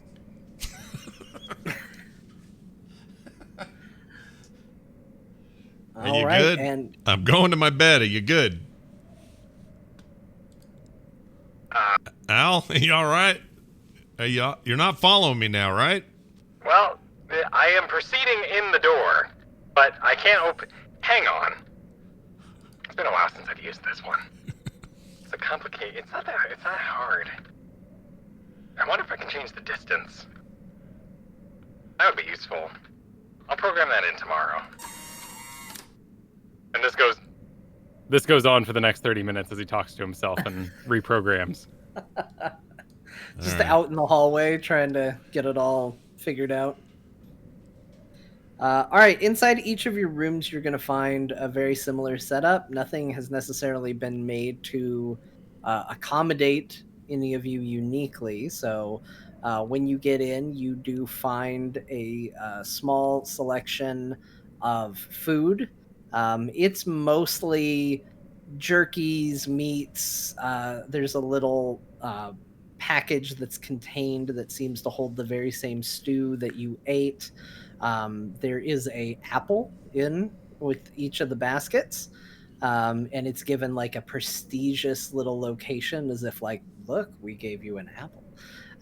But it is there for all three of you. Also, everything is to scale for a human. So in the case of Ramilda, you're finding everything to be a little uncomfortably tall, but amenity-wise, it's pretty nice. It's basically your rooms look like what you might expect from a typical hotel room. You come in, there's a small little entryway, a place where you can hang coats and things like that. There's a small lavatory of sorts, and kind of a living space, and then a separate bedroom attached. Compared to what you've seen in the Waste, likely extremely nice, but by human being standards that are listening to this, it's kind of a shithole. But hey, it's the world we live in. There's springs sticking out of the mattress, but you have a mattress, which is a lot better than what most have. So that is what you find. Is there anything anybody would like to do before they turn in for the night? Or is this going to be it? Timeline wise, it's not evening. What you would have had would probably have been about lunch. So you have about 8 or 9 hours before you would probably be going to bed anyway. But you have been told you've got mostly free reign. They ask that you limit your activities to only the first 2 cars, but you can get up to whatever you want. Cool. Romelda's gonna look for a gaming area, like where people play cards or gamble or anything like that, and she'll go and compete and try to build some prestige for the name. Okay, go ahead and just to gauge your success, roll an investigation check for me. A 2. Okay. And Al, what are you going to get up to for the remainder of your day? Did you say there's a bathroom as its own room, or is this more prison toilet in the room style? No, it's got its own room. Cool. I would like then to take the bed, the mattress, and shove it into the bathroom and close that Okay. door. Easy enough. You do. I guess they might get mad if I deconstruct and start, taking out springs and using the bed frame. So I'll load the bed frame into the bathroom as well and close the door. Okay, you load up the bathroom. It's pretty jammed in there with everything, but you managed to fit it all in there, and you have a much more open floor plan now. Perfect. I make the desk, the center piece. I'll take the food and put it in my toolbox. I'll just start setting on my workbench and taking out all my various tools, my mage hand projector. Got to repair that one because I used it. All right, so you're gonna tinker, build, and construct. And what about you, Hack? What are you going to do? All right. First thing I do is I walk into my room. Is there a mirror in here? Yeah. All right. I'm going to walk in here and I'm going to sit down in front of that mirror. And I'm going to stare at that mirror for a minute, looking through my thing. Sort of put my pack and my other stuff to the side, sort of straight up, just sort of sitting and staring at that mirror. And then I will slowly and methodically undo my headband that's currently blindfolding me, or the blindfold that I can actually see through. And I'm going to pull it away, and I'm going to look in the mirror, and in the mirror I'm going to be reminded of a scar that I have that runs from the sides of my head just above my ears, and is a big cut scar that goes all the way to the front, past my temples, over to where my eyes begin, and then my eyes are normal, and then a big gouge scar, kind of Varian Rin style, over my nose, right there at the ridge, where it basically makes this perfect little circle of a scar across my face. And around the scar's edge, or around the actual part of the cut of the scar, the skin is sort of ragged and a little red, a little bumpy, not a well-healed scar, healed but not it healed badly. And I will stare into the mirror for a while,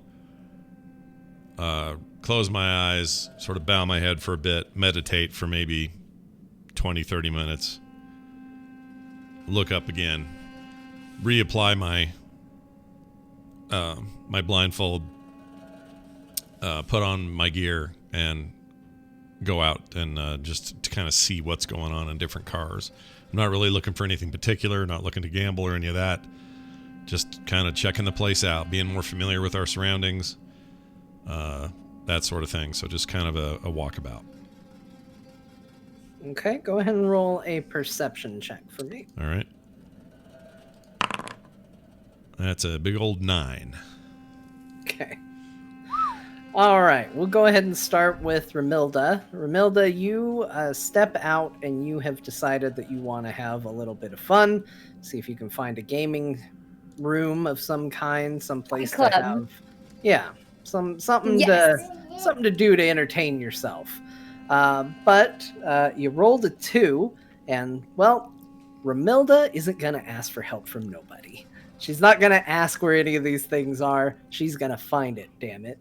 And so you proceed to spend about an hour and a half just kind of wandering the deck, and you find a lot of rooms. You go down the hall, and you 3A, 3B, 3C, all the way down to 3Z, and then all of a sudden you get to 3AA, okay, and 3AB.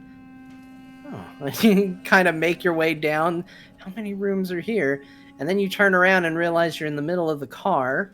You're a long way from either end, and this just seems to be a row of rooms. So you turn around and start going back the way you came to see if maybe you can scope out another floor, and you make your way up, and you look there, and you see 2A, 2B, and 2C. You're You're thinking, I don't understand how this place works. As for you, Hack, we'll just kind of go in hour-and-a-half increments before we catch back up with Ramilda. You go out after a brief meditation. You don't see Ramilda. She's already off on other floors looking around.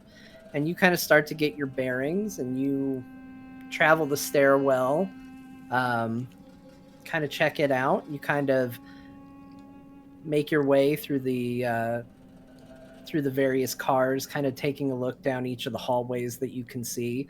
And one of the things you notice is that the stairwell in this car, at least, when you hit a floor, there's not a single door entry into the car itself. There are actually several. And you kind of walk between the two, and you notice that what you see is different. It seems like the central pillar next to the stairs are dormitories. You open the door, you see 3A, 3B, 3C, so on. But then you go over next to it and you look, and you see what looks like washrooms and utility closets and, other sort of amenities in other hallways that are over. So you're sort of starting to build a map in your head of what's in this first car, wandering back and forth. And again, you spend about an hour and a half kind of wandering around, getting a feel for it. But it's so big in scope, because you're essentially, for scale, you're basically exploring a 3-dimensional football field as far as like size goes. It's not quite that wide, but it's that long. Okay. So there's a lot of space to explore. Okay.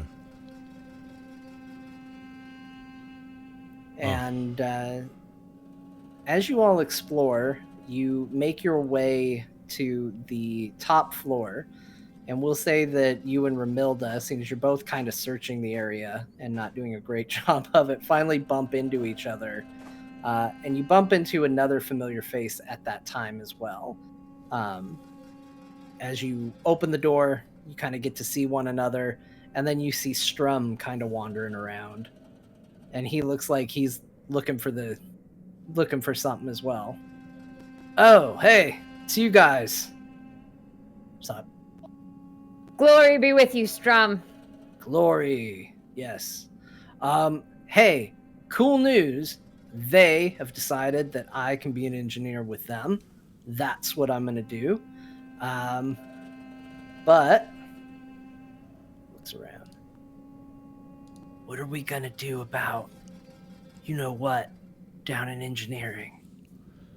They're on their own. They made their choice. Yeah, and you just need to keep the secret.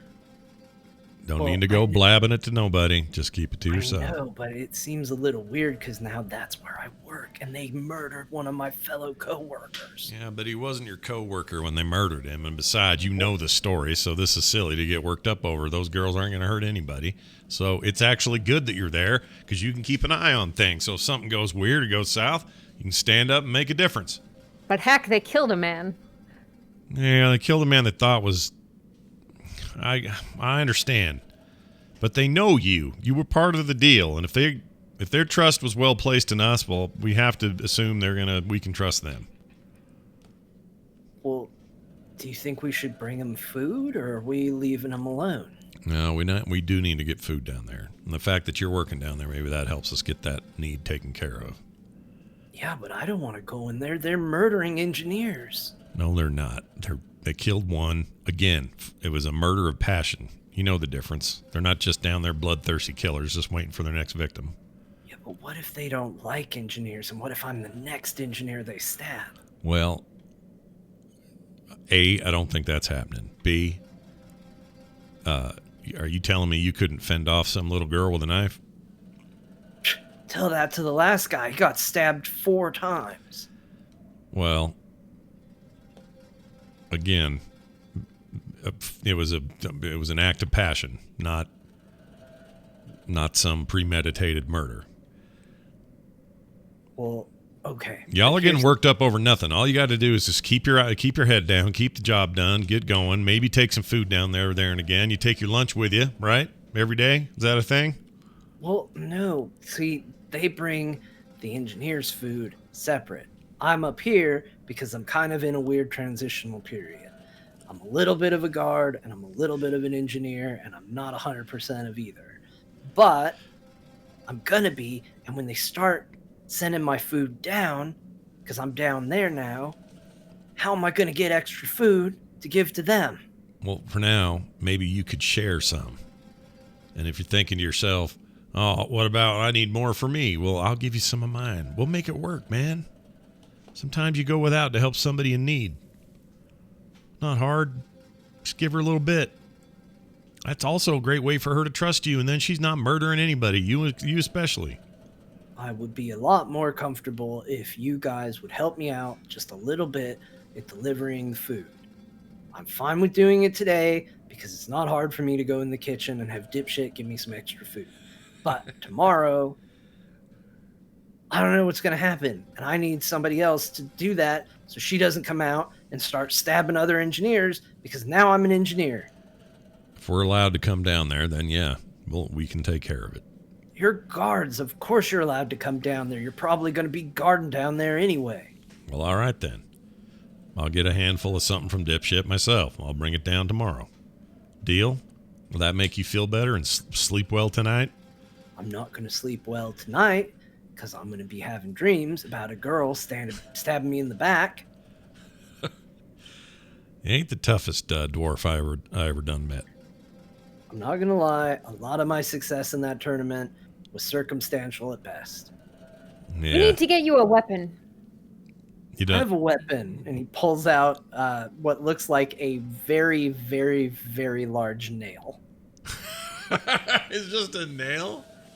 Wait. Large to him, but kind of normal size nail to me? Or what? No, it's large. It is about the size of his body, but like that's the only way I can describe the shape. It looks like a long, thin piece of metal Okay. that's kind of squared off, but has a sharp tip, and at the top is a flat head where it looks like it might get hammered. Okay. He holds it up. I have a weapon. Well, But, look at that. it's this. Look at that, Broomhilda. That's a hell of a thing. He could stab 2-3 people together with that thing. Exactly. The two could be pierced heart to heart. Why fear you, little girls? Yeah, that's a big old weapon. I am more of a singer. I'm more of a songwriter. I'm more of a free spirit. And I don't necessarily want to hurt anybody. How many engineers go down there with you?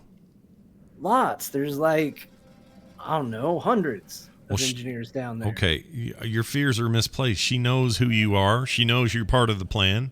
She knows that those others, if there were going to be any targets at all, it'd be them first anyways. Plus, you got a giant nail. Look at that thing. That's a one hell of a nail, They son. were looking for food earlier today, and they killed for it. And then they didn't get it. Just saying, sometimes if an animal's hungry enough, it'll bite you. Yeah, I agree. So you taking food down there is a great gesture. They're going to go, man, he's the one I want to not kill. And then they'll have their bellies full. Tomorrow we'll bring more. It'll work out. We're not that far from the next port of call anyway. We'll be done with everybody. How far are we from this next port? I actually have no idea. I don't know where it is, but there's no way we're going to be in this desert more than the next couple of days before there's a stop, right? It makes no sense that it'd be any longer than that. I don't know. Nobody told me anything. Nobody told me I'd have to be an engineer instead of a guard. Nobody told me that I was going to have to be feeding crazy stabbing women. And nobody told me that I needed to go down there by myself tonight to do it. And I'm worried I'm going to get stabbed. And I just am saying I wish at least one of you would go with me. Like, go with you now with food. And that's fine. I'll take you down. There ain't nothing to be afeared of. Let's go. I will join this quest. That's fine too. Appreciate it, because they just, there's two of them. And I'm not saying I can't fight little girls. I'm just saying that, like, there's two of them, and they're little, and they're tricky. Yes, Nah. and if they kill you in this next altercation, we will avenge you. They're not hurting nobody. Let's go. This is stupid. And I'll tell you, show us where to go. All right. Where's your station? Let's go. We're guards. We're guarding you. Should we get the robot? The I mean, robots. not for nothing. I think you all are, you're fine. But should we get the robot? I mean, we can get the robot, but it seems like overkill. Unless you're trying to pull something. I'm not trying to pull anything. I just want to bring him food and not get stabbed.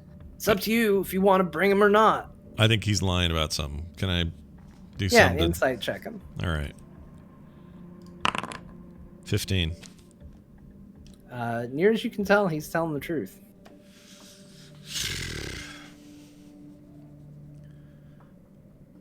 Do I have any way of communicating with Al remotely? I don't, do I? No, you'd have to go wake him up. Or get him up. He's not asleep. He's tinkering. He's tinkering in his office or his room. Look, how about this? I'll go get the food. All I want is you guys to do your job, technically, because you're bodyguards. I'm not a bodyguard anymore. I'm more of a engineer now. And I want you to guard me as I deliver the food. You need 3 of us to guard you while you deliver food. I would prefer the more the merrier. I would take 4 if there was a 4th option. Well, technically, you're our 4th option, but our 4th option does not seem to be nearly as brave as we need it to be. So, sure, why not? We wake the robot. Framilda, you stay here. I'll go get the robot. Stay with him. I'll be back, and I'll go and get Al. All right, I'll meet you down in engineering, right where we were. I'll see you down there. All right. Strum goes running off. Okay. I'll go knock on the door. Go, Al. All right, you make your way back down to the dormitories, over to Al's room. Yep. Give it a little knock. Al, we need you. How long has it been? It's probably between getting into your rooms, doing everything. It's probably been about 2 hours or so. Okay. Yes. We need you out here. Quick mission. It's I know you're busy in there, but you have 20 minutes. I'll go unlock the door and open it and kind of peer through the crack. It's you. Yeah. Excellent. Yeah. You find me with my proverbial pants down at the moment. I don't know what that means in your particular case. How long do you need? Can you come with us, or are you disposed? I can come. My armaments are just under construction at the moment, so I won't be as helpful should things arise. Well, you best come in whatever shape you're in. This will be quick. Very well. Yeah, let's do it. Where are we going? We're going down back where we came from when we found the old man and the weapon and whatnot. Turns out, little Jiffy Lube or whatever his name is, the little guy, the dwarf, he's been assigned to be an engineer down there, and he's chicken. He thinks those girls are going to kill him. So we're going to go down there with him. We're going to give those girls some food. We're going to be there to guard him just in case. And then we're going to come back up here because nothing's going to happen. That would be a return to the scene of the crime. I advise against it. Well, it's not so much that as we're technically being requested by an engineer to guard him, which is our job. Is it official? Well, I guess not. Now that you say it, he's asking, but I don't know how official that is. We ain't talked to no superiors about this. I have checked my room high and low for cameras and didn't find anything, but have you? No. I spent just a few minutes in there. Did you find? Are we being watched in these rooms? Those girls are best left to their own devices, Hack. I would agree. You're only going to cause trouble going down there. Drawing attention to the area. Well, he won't go if you don't go with us. At least that's what he says. And of course, from Hilda is super stoked. She's ready to roll. So I'm a deciding factor. You are. then my decision is made. And I close the door.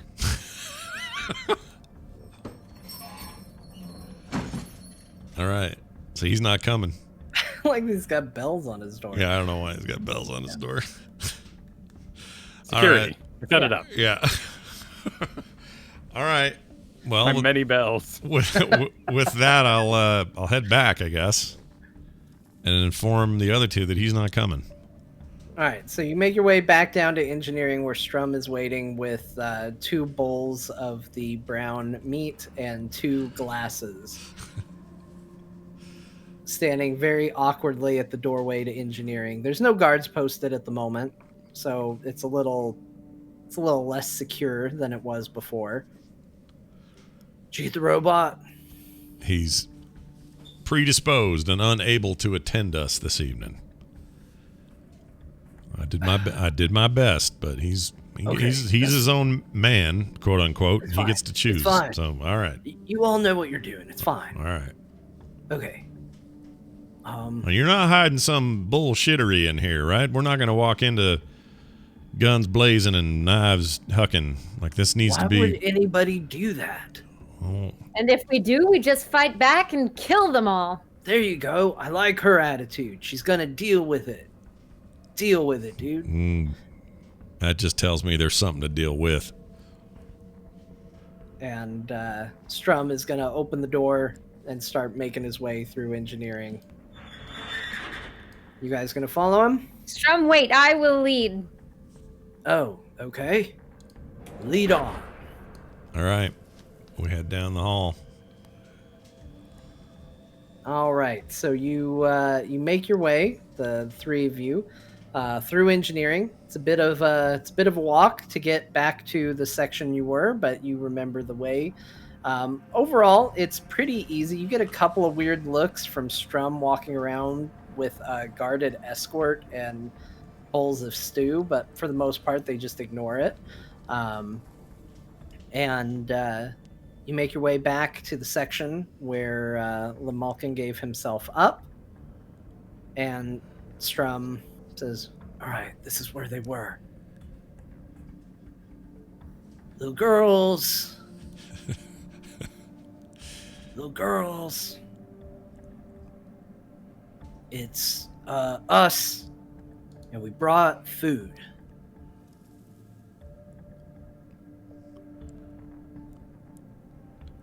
I don't think that's working. Listen, we saved your dad. Y'all come out. We can tell you what happened. We got food for you. I told you we would. And through the little side passage, you hear what they do to him. They got him reassigned to some labor.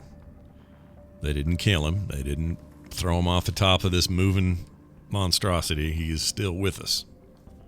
Part of this mortal coil. I don't understand. Why would they let him work if he killed somebody?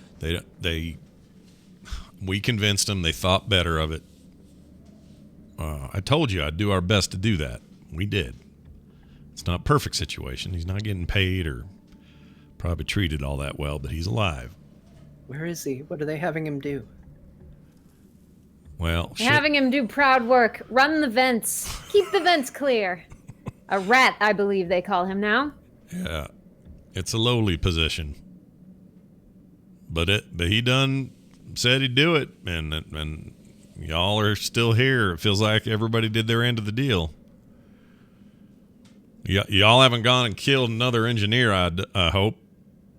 No. All right then. He said that you'd bring us food. We waited. And we did. This is it. And we'll hand over the food. All right, and you hear movement, and you see both the girls step forward very cautiously.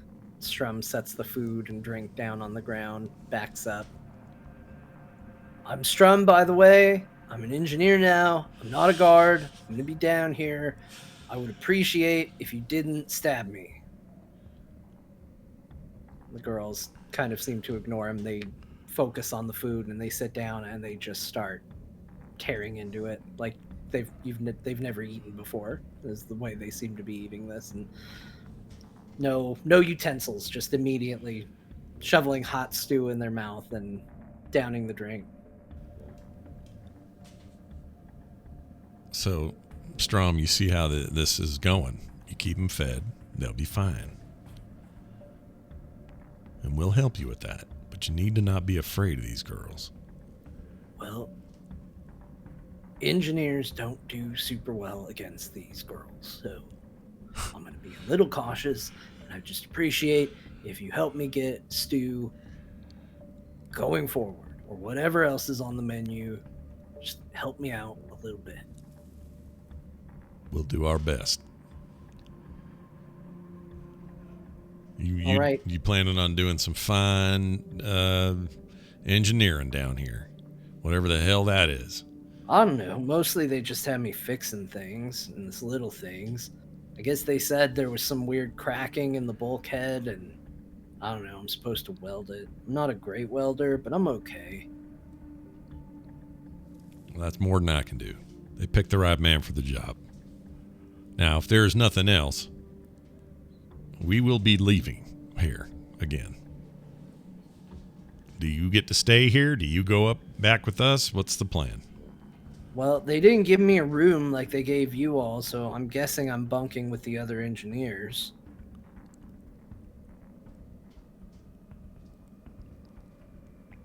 Well, is that down here or upstairs? It's down here. Oh, well then we will be off. You have fun with that. Don't be spooning anybody you're not real fond of. And your little engineer sleepover. And we'll be back here tomorrow, and we'll check on you and the girls and everything else. I don't know what that means. Don't forget about me. I'm uncomfortable with this whole situation. Well, that much is clear. I was hoping to just sort of be like, I don't know, a guy who stands on a tower. Well, there How is boring. boring, and there is That's no. what a guard is. It's boring. No, guards seek out adventure. Right the wrongs, or whatever the wrongs may be. Not me, man. I just wanted to stand on a tower and mind my own business and get food and have a good time and write probably the best song ever written. I look forward to hearing that song one day and the day this place has towers. But for now, it has neither that nor your song. So enjoy the process of your creativity. But we are leaving here now. All right, so the three of you, the girls pretty much, they're focused on eating. They're ignoring you. They're paying no attention. So if you guys turn around, you head out. Make your way back up. Strum kind of leaves you before you get back out of the engineering section, wanders over, starts talking to a couple of the other engineers, and leaves you to your own business. Okay. I'm going to head. How much time? Where are we at on time now? For how long we've been out, or what time is it? Probably killed around an hour again, so it's starting to get late in the evening. If you wanted to just kick back and relax in your quarters, it's getting late enough for that. All right. Well, my intent would be to head back to my quarters, get in there, and I carry with me a whittling knife and some wood, and I would go back to my quarters and carve out a little totem. I like doing that. Nice. Romilda will keep on her search for a little fight club. Okay. Go ahead and roll an investigation check. 11. So you spend some time looking for a little fight club. You do not find one, but you do find a small hall that it's just sort of, you open it and at first you think, what kind of room is this? It looks like the same cafeteria, only smaller scale by a lot, but just various tables set up. But you do notice way in the back, two older individuals playing cards in the back. And you notice that there are cards and things in this room, and that maybe this is some sort of gaming space of some kind. Not very lively at the moment, but you make a note of it. Gentlemen, deal me in. All right, you go over and you sit down with the card players, and you join in. I'm going to let's just see how you do. I'm going to ask for a 3 rolls. I'm going to ask for a perception check. I'm going to ask you for an insight check. I'm going to ask you for a deception check. Okay, perception is a 4. Okay. What was the next one? Insight. An 18. Okay, and a deception check. And 11. All right. You have a decent game with the individuals. You basically wind up breaking even mostly. You win some, you lose some. You're particularly good at calling bluffs, but you do notice that you struggled a little bit at keeping your own good hands to yourself, and that in general, it worked out to be about even. She before you slaps the decided. table each time she gets a good hand. Yeah, exactly. Very proud of herself. She's got to tell, and they apparently picked up on it more than you picked up on theirs, or about even, honestly. So after that, you make your way back to your quarters, and as you do, you bump into Dipshit coming down the stairs. Oh, hi. Dipshit, is there mead yet? Well, you mentioned that you wanted mead, and we do have mead. We have a lot of items, actually. You know, typically, if you want something special, you kind of have to earn it. It's sort of like a weird point system. I don't know if they've really talked to you about it. It's not something that normally comes up all that much, but anyway, we have special occasions and things like that, and I went ahead and I asked Ember, and he said it'd be okay if I gave up some mead, so I found some mead in the back, and I've got a little bottle of it, and I figured you could have it. I'm sorry I couldn't get it to you sooner. It's just been really busy. The dinner rush came in, and I'm the only one in there, so here you go. Dipshit, you're beautiful. Take a swig and let me be on my way. Oh, I absolutely could not. I need to go start prepping the breakfast meal right now. Thank you, Dipshit, and may your breakfast be glorious. Thank you. He looks very beleaguered as he wanders off again. And you are left with a small bottle of mead. Even small by your standards. It's still mead, and she'll start drinking it slowly, savoring every sip. All right. Anything else anybody wants to do before we call it an evening? Nope. Just gonna whittle away in my room. I'm gonna make a little tiny version of Dipshit. Okay. Do you have carpenter's tools? I do. All right. Go ahead and make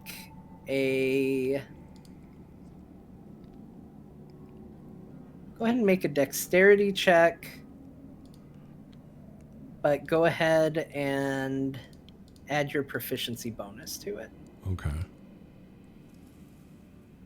Or actually, let's do sleight of hand. Oh, okay. Ooh, I like that because I'm high there. And Sleight then of add hand your plus proficiency. Okay. Yeah. It's gonna be a good number. A 28. Oh my gosh. Okay. Nat 20 and 8. You create a perfect little whittle of Dipshit. You not only seem to capture his likeness, but also the little carving even captures the kinetic movement of the little gnome cook who seems to do everything in the kitchen, as you capture a giant pot in his hands as he's running along. It's fantastic. It's a good carving. Sweet.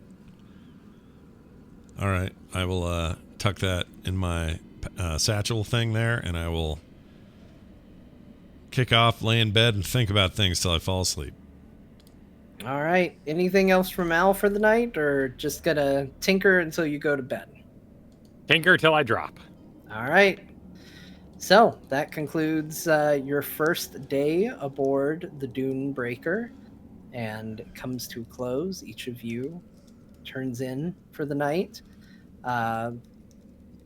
with a moment to reflect on the duties that you have taken on and how you have already been tested on your first day to walk the line between what you feel is right and what is asked of you. We have more time, but this is a very good place to end. So I think we're going to call it there for the day. There you go. No, that's great. GG. 2 minutes to spare and a perfect place to stop. I think that's pretty dang good. Yeah, GG for sure. I'm really digging this place we're in. I love the world building. It's so much fun. But I did want to say toward the end of today's episode, a lot of people are at home going, "Where's Bo?" And the answer is, no, we know where Bo is. He is on assignment.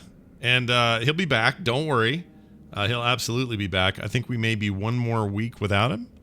But then after that, he'll be back.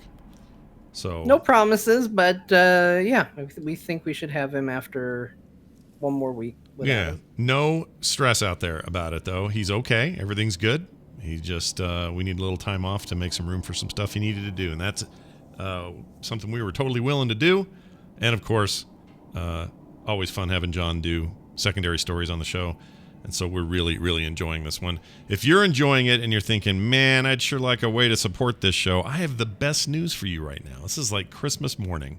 You can go over to therewillbedungeons.com. That's the website. And right there is a little button that says Become an Instance Plus member.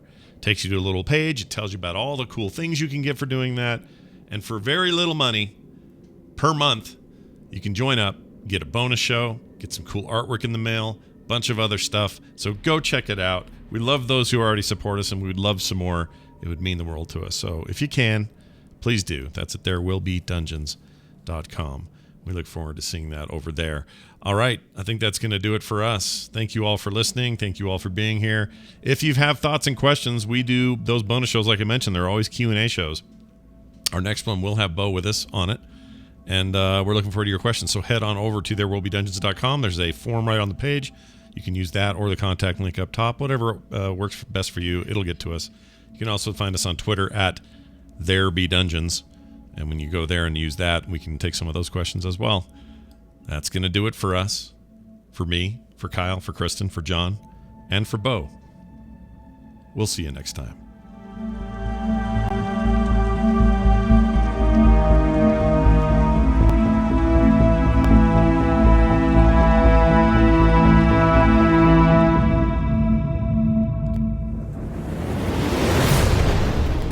This show is part of the Frog Pants Network. Yes. Get more at frogpants.com.